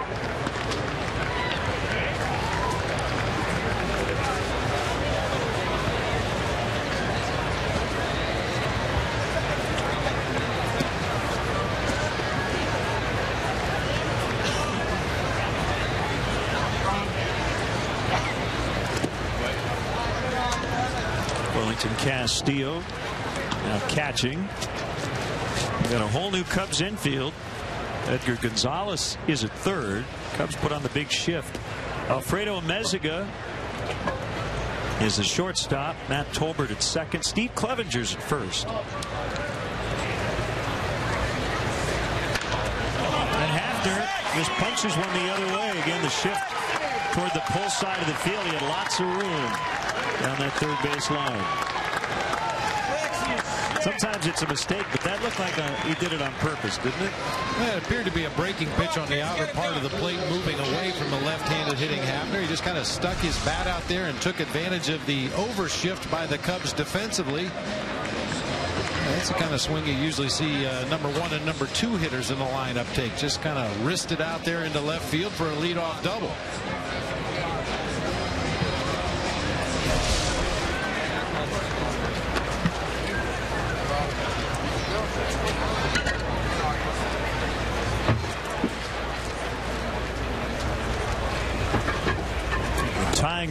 in scoring position with nobody out.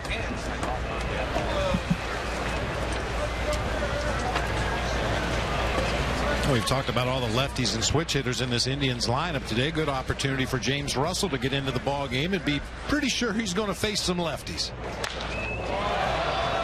Deep to right. Reed Johnson took a look back, and he's going to make the catch right up against the barrier. Hafner will be able to easily make third on the tag.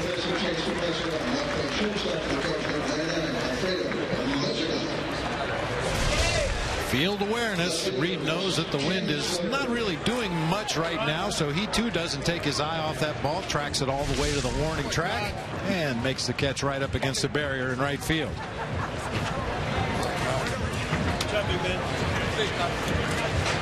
Cubs will bring their infield in about halfway.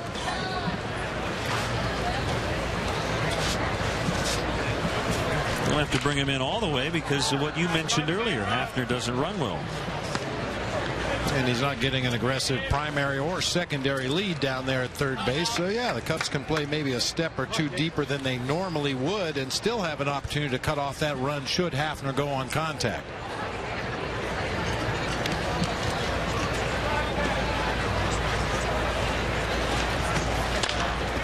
Not going on contact, and a Meziga high throw. Clevenger able to stay on the base.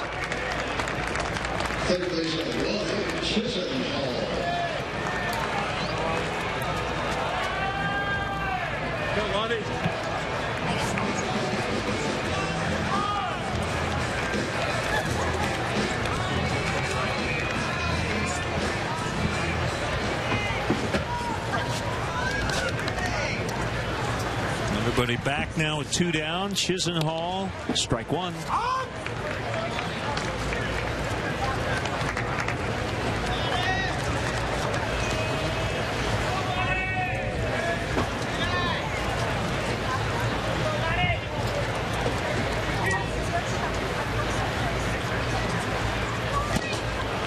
Well, as we know, the biggest, the longest World Championship drought belongs to the Cubs. The second longest belongs to the Indians, who have not won a World Series since 1948. It's kind of amazing to think of all those great teams they had in the 90s. They never won it. And that's caught by Edgar Gonzalez. So Russell escapes. Cubs still lead 3-2.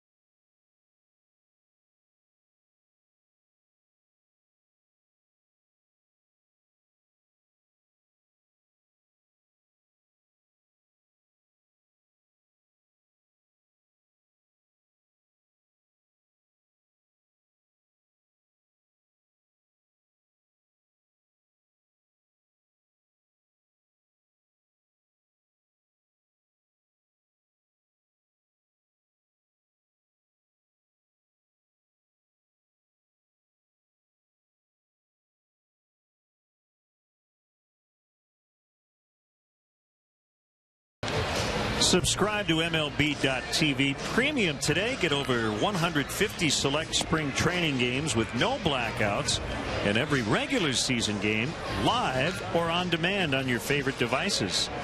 Visit Cubs.com for details.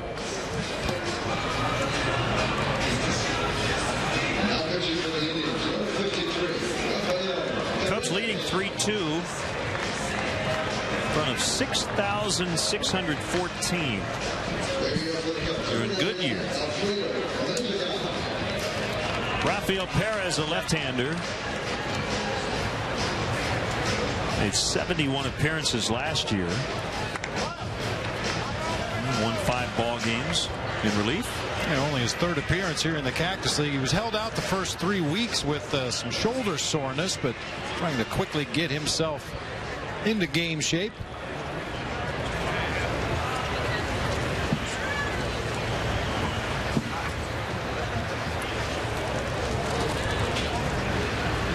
Alfredo Amezaga, switch hitter, takes a strike.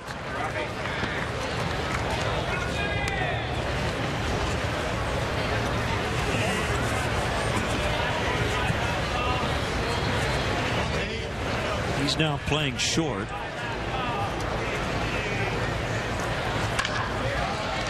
And lines one into left to start the inning. Designated hitter Alfonso Soriano.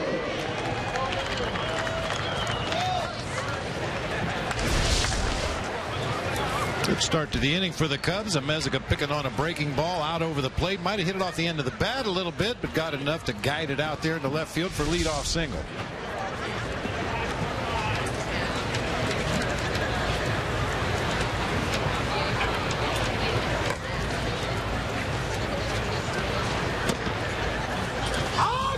And there for a strike.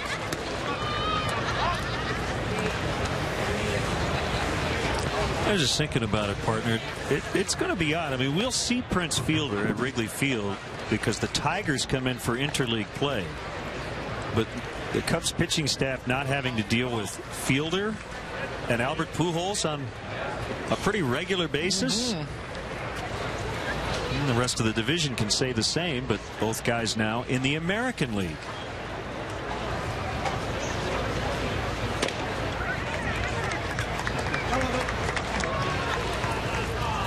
Well, I don't know if any team has gone through more of a transition from one year to the next than the world champion St. Louis Cardinals. You think of the changes that they went through with their manager, their coaching staff. They lost their superstar first baseman. It's going to be a completely different looking ball club. High in the air, deep right center. PA going after it, and it's gone. A home run for Alfonso Soriano.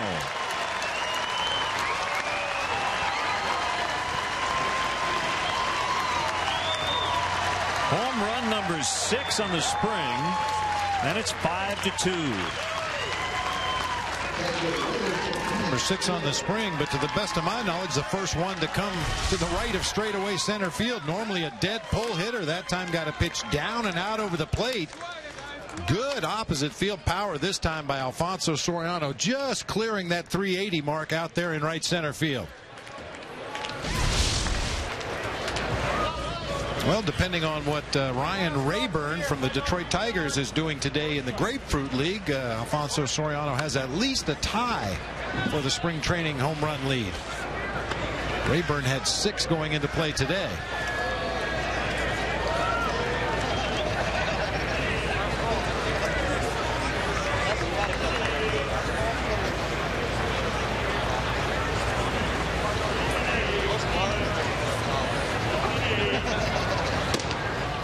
One to Wellington Castillo.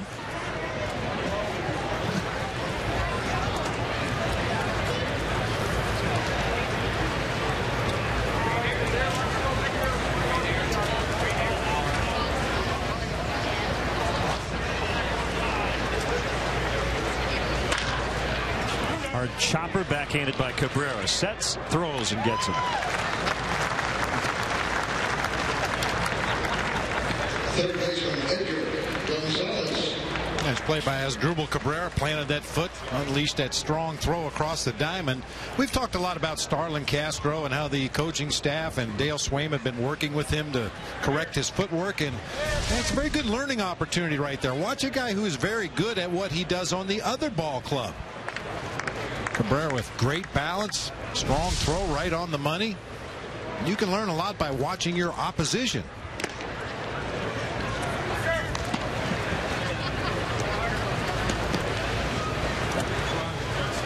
This is Edgar Gonzalez. He's now playing third. Former Padre and the older brother of Adrian Gonzalez. He drives one to deep left. Right at the base of the fence. Kanzler gets it back in, but it is a sliding double for Gonzalez.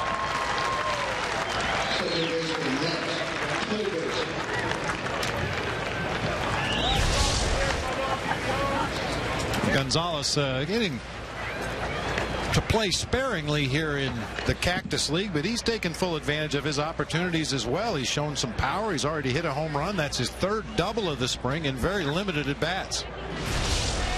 Had a solid year last year, AAA in the Giants chain.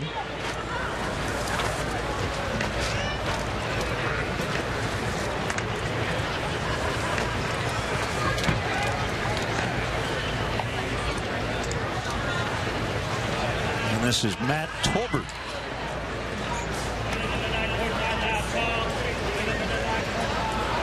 Former look out, he rocketed one into the Cubs dugout.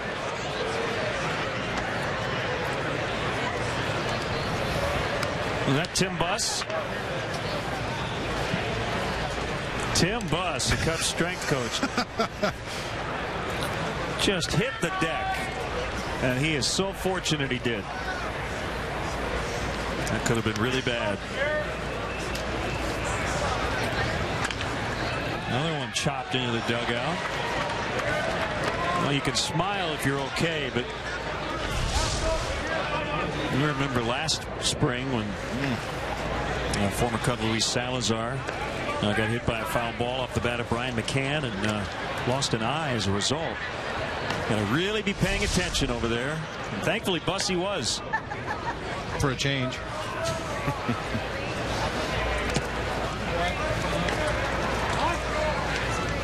He was probably thinking back to the Hall of Fame induction ceremonies.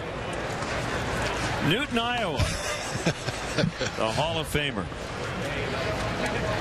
Bussy does a great job with the players, putting them through their paces in the weight room and their conditioning early in spring training. Yeah, it's not an easy job to get guys to do things they don't like to do as a general rule. But Tim Buss has a way to push the right buttons, challenge some guys, have fun with others, and ideally get all these players at their best before they go out there to take the field. Life flashing before his eyes. Yep.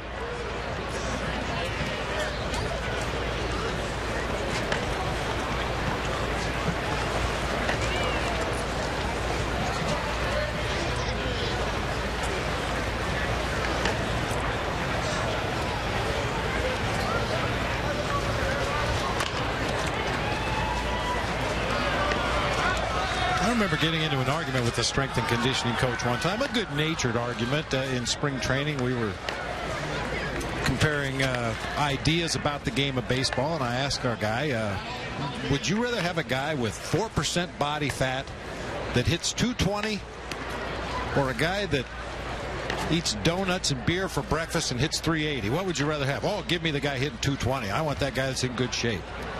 Well, that's where we differ. Give me the fat guy that can hit. And that's airmailed by Santana. And it allows Gonzalez to get to third. Pat Listach is going to send him to the plate. PH throw there. Not in time.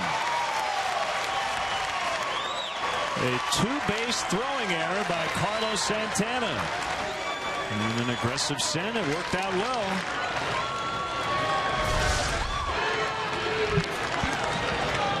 Pickoff attempt at second base sails high over the head of Jason Kipnis into center field, where PA overruns it. Now we know Felix has a strong throwing arm, and he does make a good throw to the plate, but aggressive base running and aggressive base coaching gives the Cubs another run. Two errors, E2 and E8.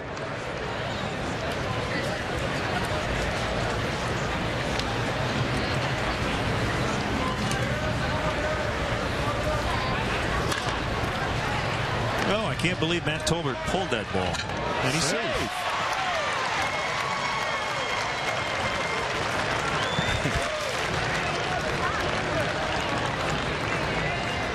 First baseman Steve Clevenger. 3 errors in the last 35 seconds. The last 2 pitches, yeah. Tolbert gets in underneath the tag of Kochman down there at first base. Some question as to whether Edgar Gonzalez actually touched home plate. You could see that left foot hit in front, bounced over, and then came back on the ground behind the plate. He never really touched it.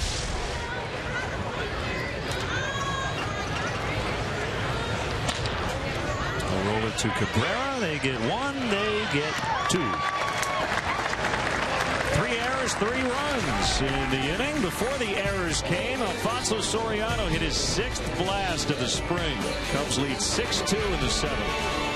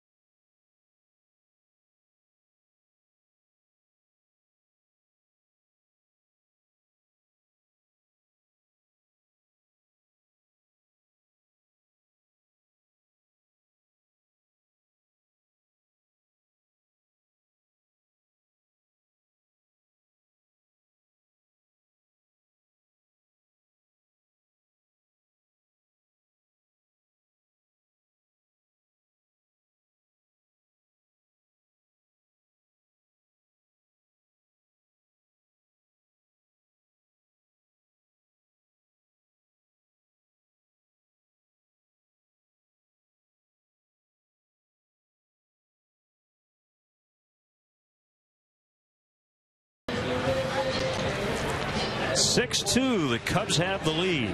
3 in the 3rd, 3 more in the top of this 7th inning. I'm taking my bats and going home. Good day of work today for Alfonso Soriano. Sac fly back in that 3rd inning, and a long opposite field home run to drive home a teammate in the 7th. Here's right-hander Blake Parker. On roster invitee to big league camp.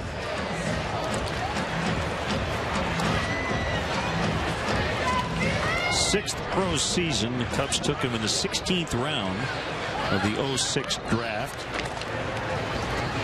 Went to college in his hometown of Fayetteville, Arkansas, University of Arkansas at Fayetteville, which is a good name. That's descriptive.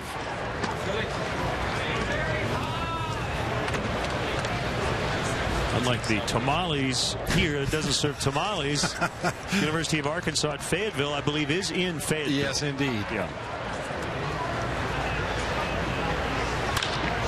PA in the air to center, and it's Dave Sapelt. If you want tamales, you have to go to the burger stand. If you want pizzas, you go to the brat stand.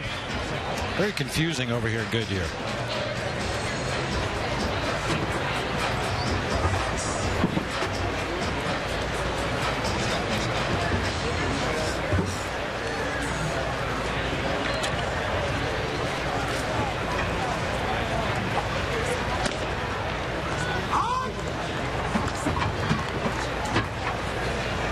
Okay, not. I gotta believe you can get pizza there. I think that's where you get the tamales. Talk about a home field advantage, even for the fans. They know where to go, what they want to eat. Somebody that's coming over here for the first time, you might end up eating something you don't want. Hot Dog Nation, that's probably a donut stand.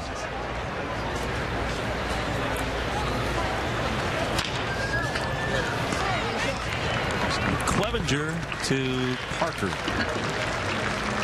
You put those catchers anywhere on the field, they get the job done. Steve Clevenger, normally a catcher by trade, getting a couple of innings of work down at first base.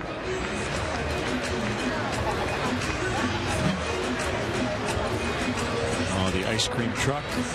Yeah, I see ice cream cones, so that's legit.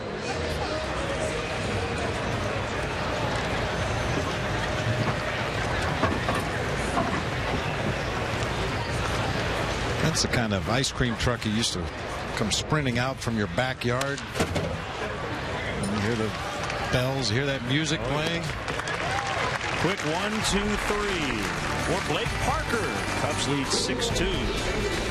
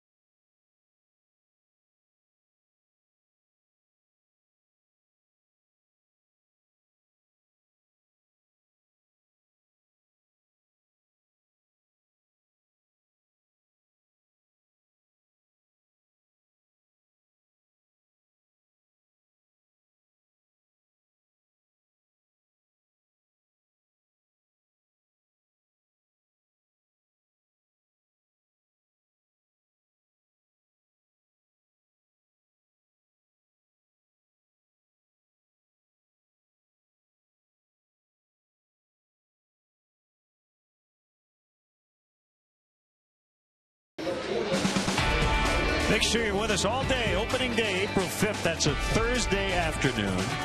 12:30 for next year is here on WGN Sports. And then we'll hit the air at 1. We'll have all the opening day pregame festivities.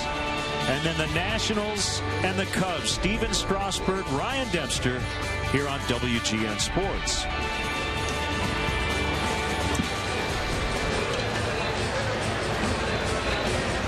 Nick Hagedorn is on for the Indians.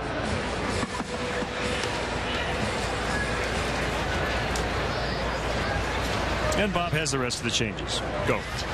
Yeah, there's a bunch of guys out there scattered around. I know we have Matt Laporta at first base. I know we've got Matt Pagnazzi behind home plate. Aaron Cunningham in left, and you can handle the rest. All right. Good job. Jose Lopez, Gregorio Petit are the double play combo. Petit doesn't go off his glove. And then Dave Sapelt is on. That'll be a hit. Chad Huffman now playing right. Right fielder, Tom. Right.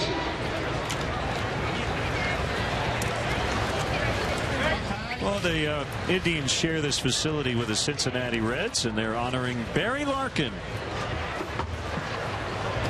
who will go into the Hall of Fame this summer with Ron Santo.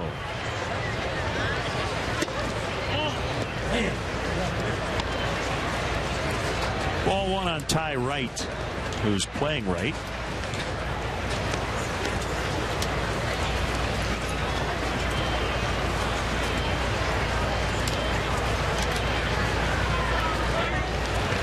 And talking about Barry Larkin, Len, I remember back, it was either 90 or 91, the Reds playing against the Cubs, and Barry Larkin, in his first 4 at-bats of the ball game, came to the plate with the runner at second and nobody out, and all 4 times hit a ground ball to the second baseman to move the man up to third to set up an RBI opportunity for the guys hitting behind him in the order. I mean, and he still makes the Hall of Fame. He was a very unselfish player. He understood how the game worked, how he needed to contribute to make the Reds a better team. Just a tremendous, tremendous heady ball player.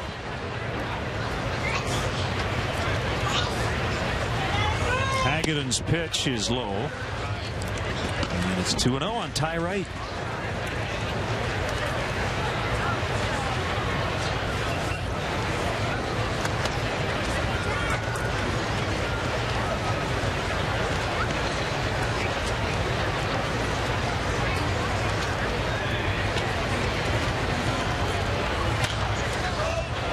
Good swing right there by Ty Wright. 2-0. Let it go. Get a pitch you want to swing at and try to do some serious damage. You work so hard to get yourself in that count, laying off a couple of tough pitches. And a pitch he thought he could handle down in the zone right there, just gets under it a little bit and fouls it back. But that's the kind of swing hitting coaches like to see. 2-0, 3-1.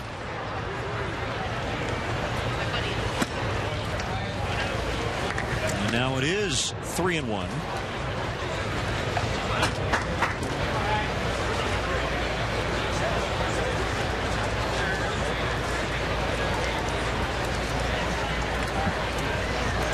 Rudy Jaramillo looks on.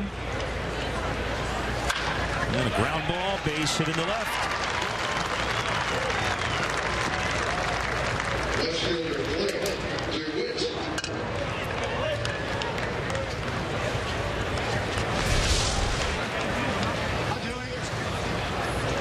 Another good 3-1 swing. A belt high fastball inside part of the plate. Hard ground ball that scoots through the infield here. Setting it up for Blake DeWitt with runners at first and second. Blake has yet to put a ball in play. He has walked twice and struck out twice.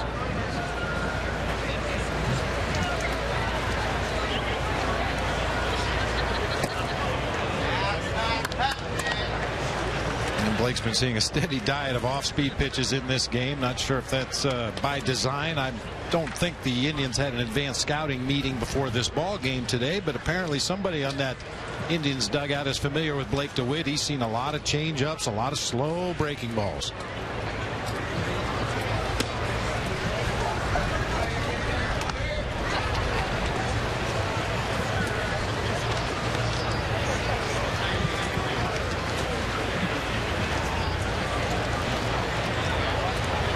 Chase Utley, because of knee problems, will miss all of spring training.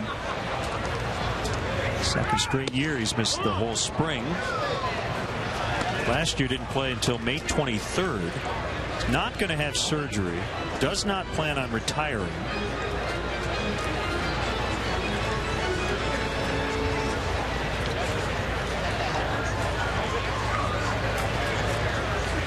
He says he is going to play this year.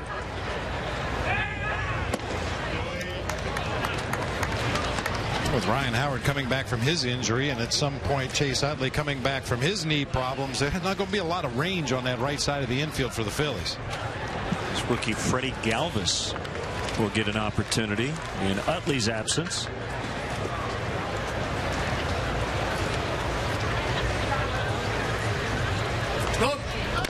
Runners go as there's a chopper hit foul.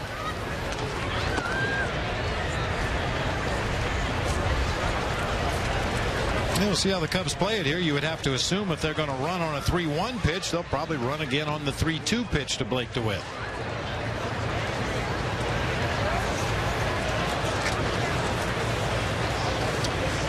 And with that in mind, I wouldn't be surprised to see the Indians left-hander do one of those inside moves to second base just to try to freeze the runner, make sure they don't get too big of a jump.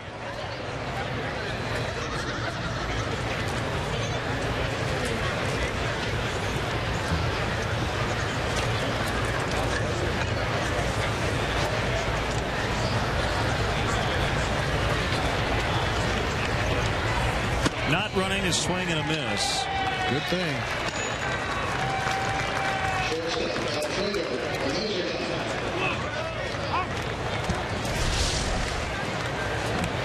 This would have been an easy strike him out, throw him out, double play. Blake DeWitt chasing a fastball well up and out of the strike zone, and being a left-handed hitter, that gave Matt Pagnozzi a clear throwing lane to third had the runners been running.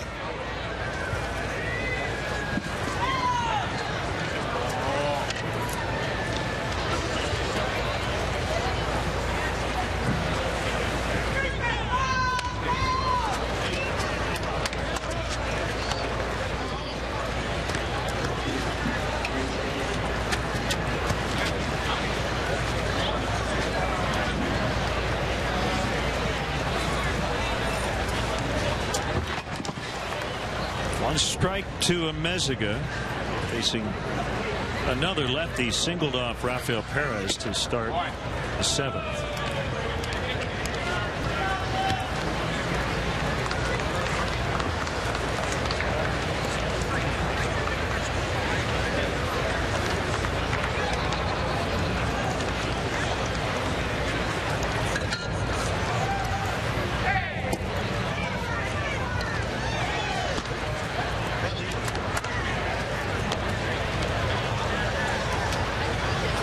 Lazy Sunday afternoon.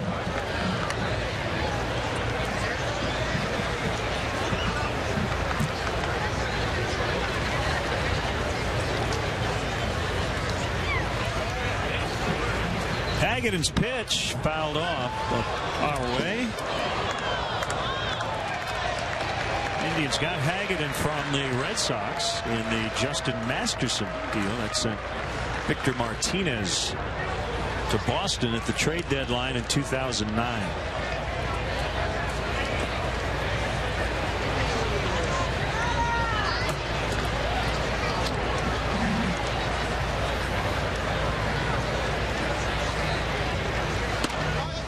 And you talked earlier about Casey Kochman at first base for the Indians, signed by his father Tom Kochman. The gentleman at the plate, Alfredo Amezaga, was originally signed by Tom Kochman as a member of the Anaheim Angels at the time. Amezaга's got some big league time with the Angels, the Marlins, Pirates, Rockies. Not leaving anybody out. I think that's it. We'll get to the seats down the right field line. Runners were going.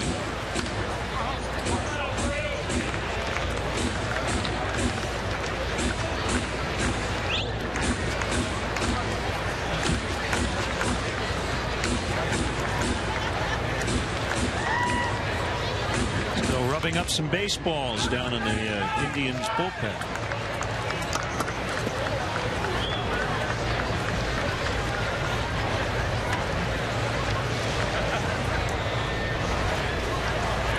Runners go again. Another foul.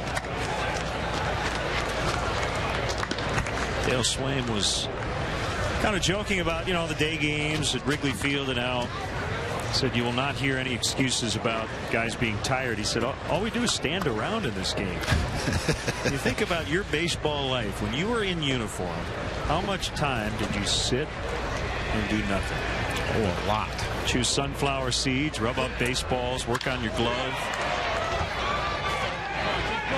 That's going to be two, as Sapelt didn't know that fly ball was going to be caught, and he's doubled off second, and the inning comes to an end.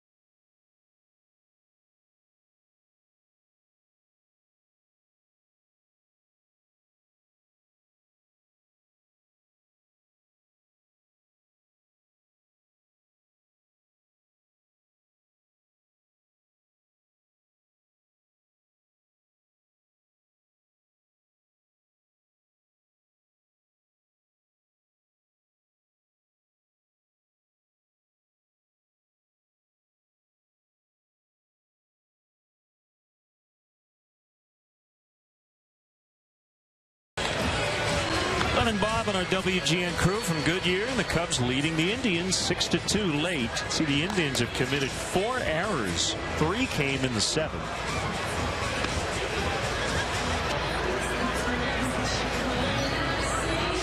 A nice 1-2-3 7th for righty Blake Parker. Frankie Dela Cruz, recently claimed on waivers from Milwaukee, will try to match that here in the 8th.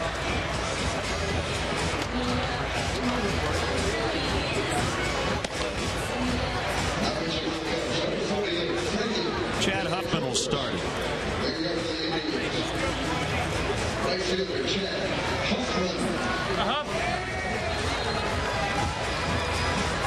Dela Cruz's first name is spelled E-U-L-O-G-I-O.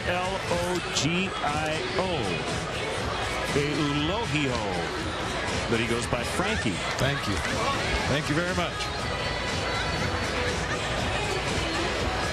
Handful of games with Detroit in 07, Florida in 08, San Diego in 09, and Milwaukee last year. Spent most of the year in AAA Nashville last year. A pretty respectable season. Went 7-6 with a 3.88 ERA and 23 starts, and led the team with 126 strikeouts.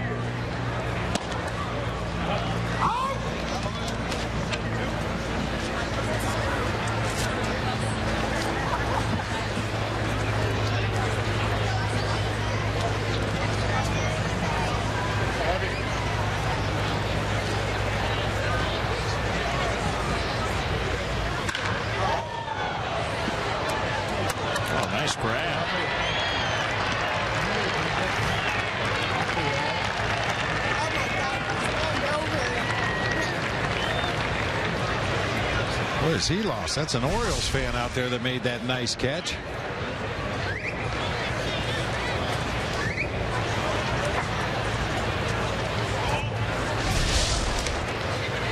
Swing and a miss.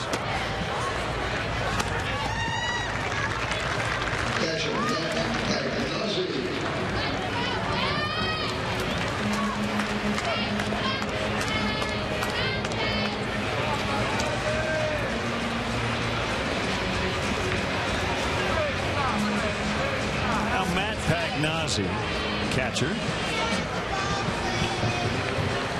Nephew of former big league catcher Tom Pagnozzi.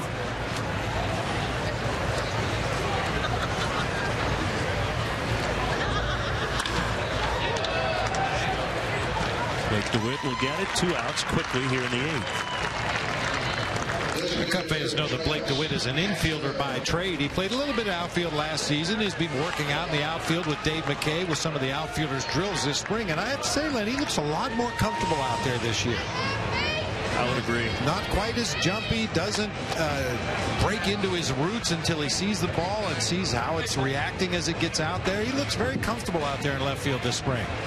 I'm not sure how much time he'll be able to play out there during the regular season, but nice to know. Well, good segue. Blake DeWitt is from Sikeston, Missouri. Travis Hafner is from Sikeston, North Dakota. How about that?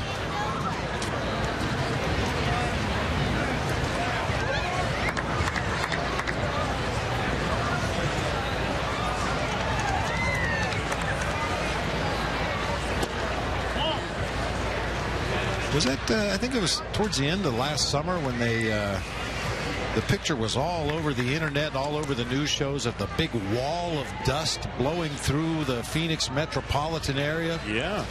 Part of the monsoons that they get late in the summer here in Arizona. Well, looking at some of the dirt patches around this ballpark, you can see how that could happen with a high wind blowing through from the south and the west and picking up some of this dust and blowing it toward downtown Phoenix.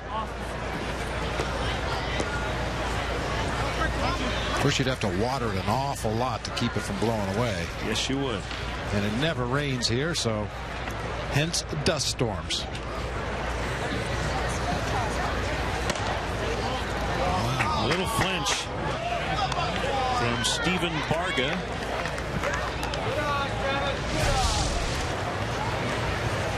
So you umpire. That's a balk.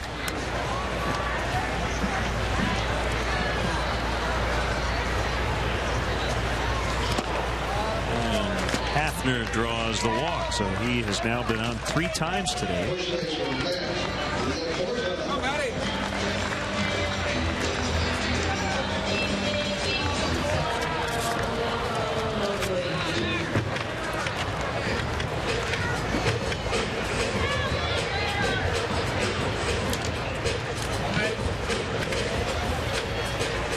Matt Laporta.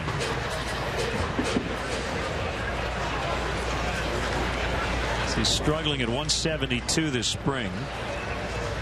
It's at just 238 so far in the big leagues, as Hafner will get second as that ball trickles away from Castillo.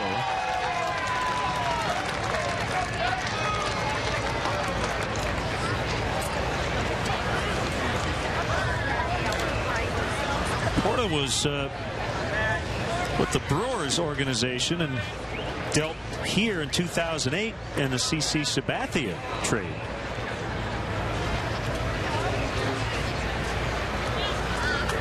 Michael Brantley was the player to be named later.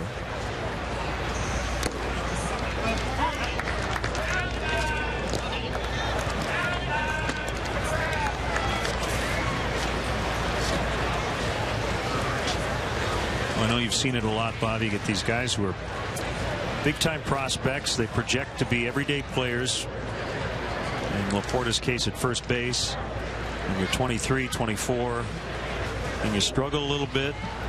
Now you're 25, and you struggle maybe a little bit more. You're 26, and all of a sudden you're not a prospect anymore. And you got to fight for your life, not only to play, but to stay on a big league roster. It goes by really fast, doesn't it? Yes, if you don't have somewhat immediate success. And you have to show a little bit of something, but you reach that point in your life and in your career where you go from a prospect to a suspect. And Matt Laporta, like a lot of prolific players when he was younger, it just hasn't been able to get the quick swing necessary to make solid contact consistently with major league pitching. A little bit of a long swing. Some scouts call it the aluminum bat swing. You really don't have much fear of getting jammed, but when you put that wood bat in your hand and face major league pitching and guys that can put the ball where they want more often than not, it makes it very tough for you to reach the same level of success you had swinging the aluminum bat.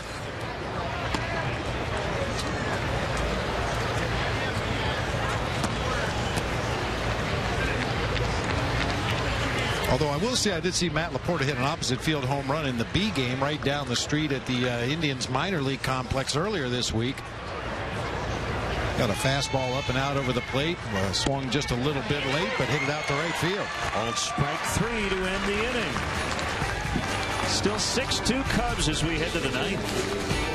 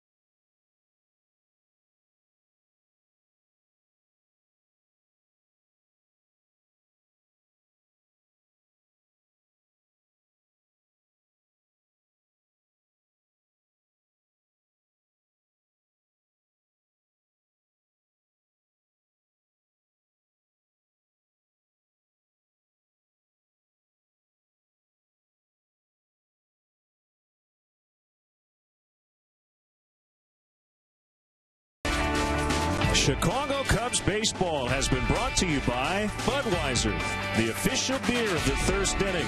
Great times are on deck. Grab some Buds. Pepsi Max, the official soft drink of Major League Baseball. 0 calories, maximum Pepsi taste. And by Ford, manufacturers of more fuel-efficient vehicles than any other brand. Check them out at your local Ford store or online at localfordstores.com. The WGN Sports equipment truck is already making its way back to Wrigley Field for opening day. GPS not working very well this afternoon. But they've got about, what, 10 days, something like that? Yeah, they'll get there sooner or later. As long as they make it by opening day. Blake Lally against Joe Smith. The side armor.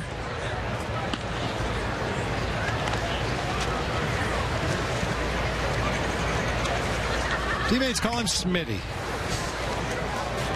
Held opponents to a .217 batting average last year in 71 ball games.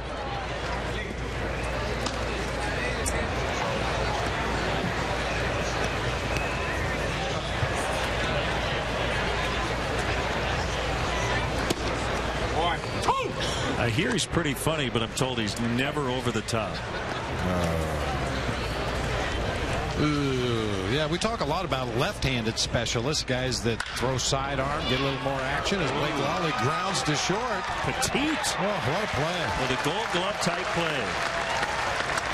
Gregorio Petite with a fantastic pick. It looked like it was ticketed for left field. Hit pretty firmly to that left side, but Petite with a nice diving stop got to his feet quickly, showcases a strong arm just in time to get Lally at first base. I was about to say, Len, we see a lot of left-handed specialists, guys who throw sidearm, but you don't see a lot of righties who throw submarine or sidearm like Joe Smith does.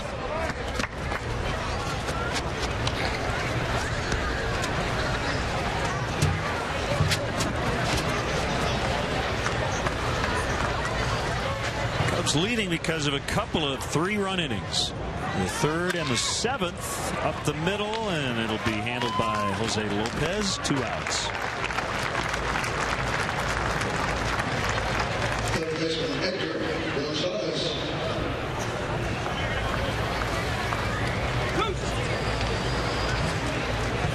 Well, roster decisions aside, in terms of what Dale Swaim and his staff wants over the final week plus of spring training is health.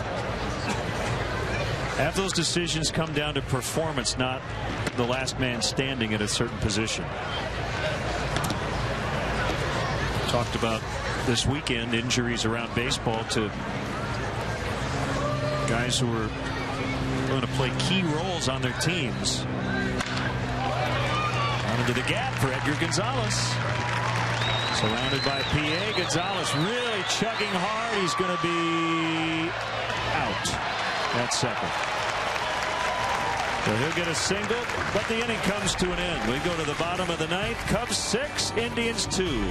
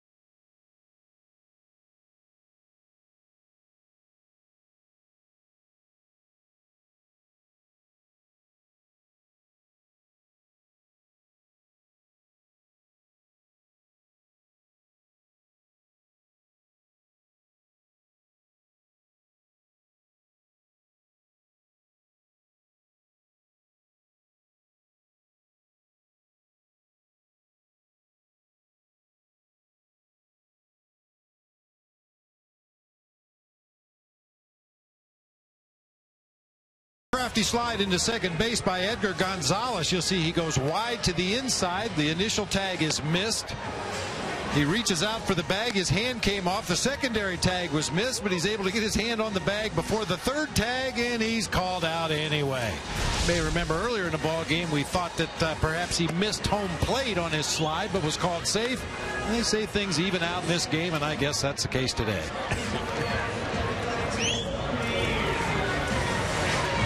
Alberto Cabrera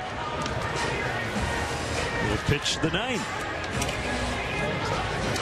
While we have a moment, let's check in on today's Budweiser play of the game. Joe Mather has done it all. Today he did it all. 2 at-bats, 2 doubles, and how about this play? It's as good as it gets. Budweiser, the official beer of the first inning. Great times are on deck. Grab some Buds.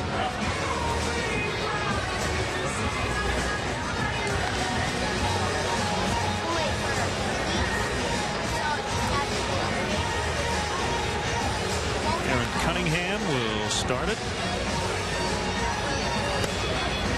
for the Indians here in the bottom of the ninth.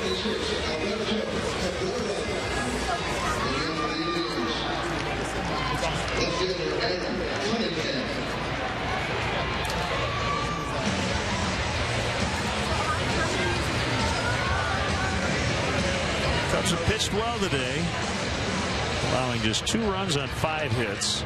Rodrigo Lopez went 4 1/3, gave up the 2 runs. James Russell an inning and 2/3. Blake Parker, Frankie Dela Cruz, each with a scoreless inning. And now the young righty Cabrera with a fastball called strike. Yeah, Young is right, and he's only 23 years old, but he's beginning his 7th year in the Cubs organization.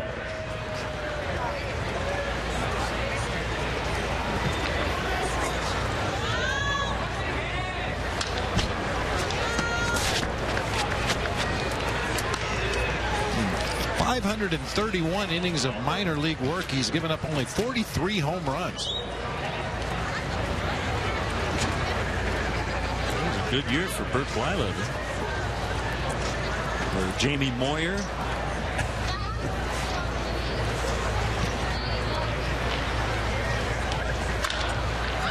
Cunningham to right, and it's tied. Right, W-R-I-G-H-T, 1 down.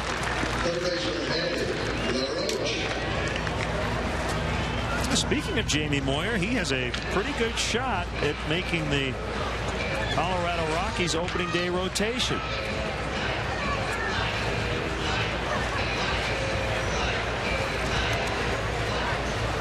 Charlie. I heard.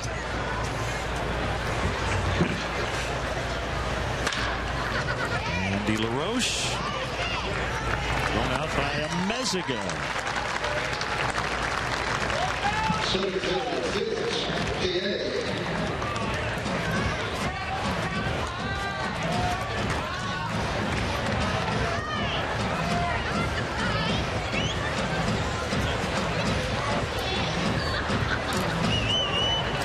What's pretty amazing, isn't it, Jamie Moyer? I mean, he has Tommy John surgery in his late 40s.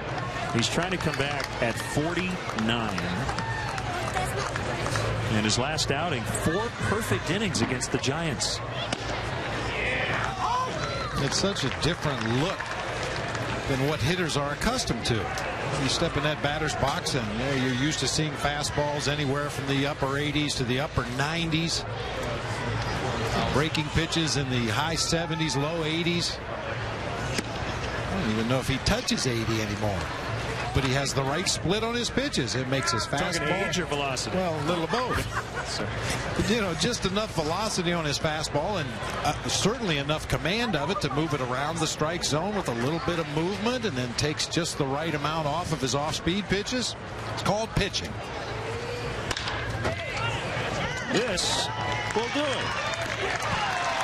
Cabrera with a quick 1-2-3 night. Cubs win 6-2.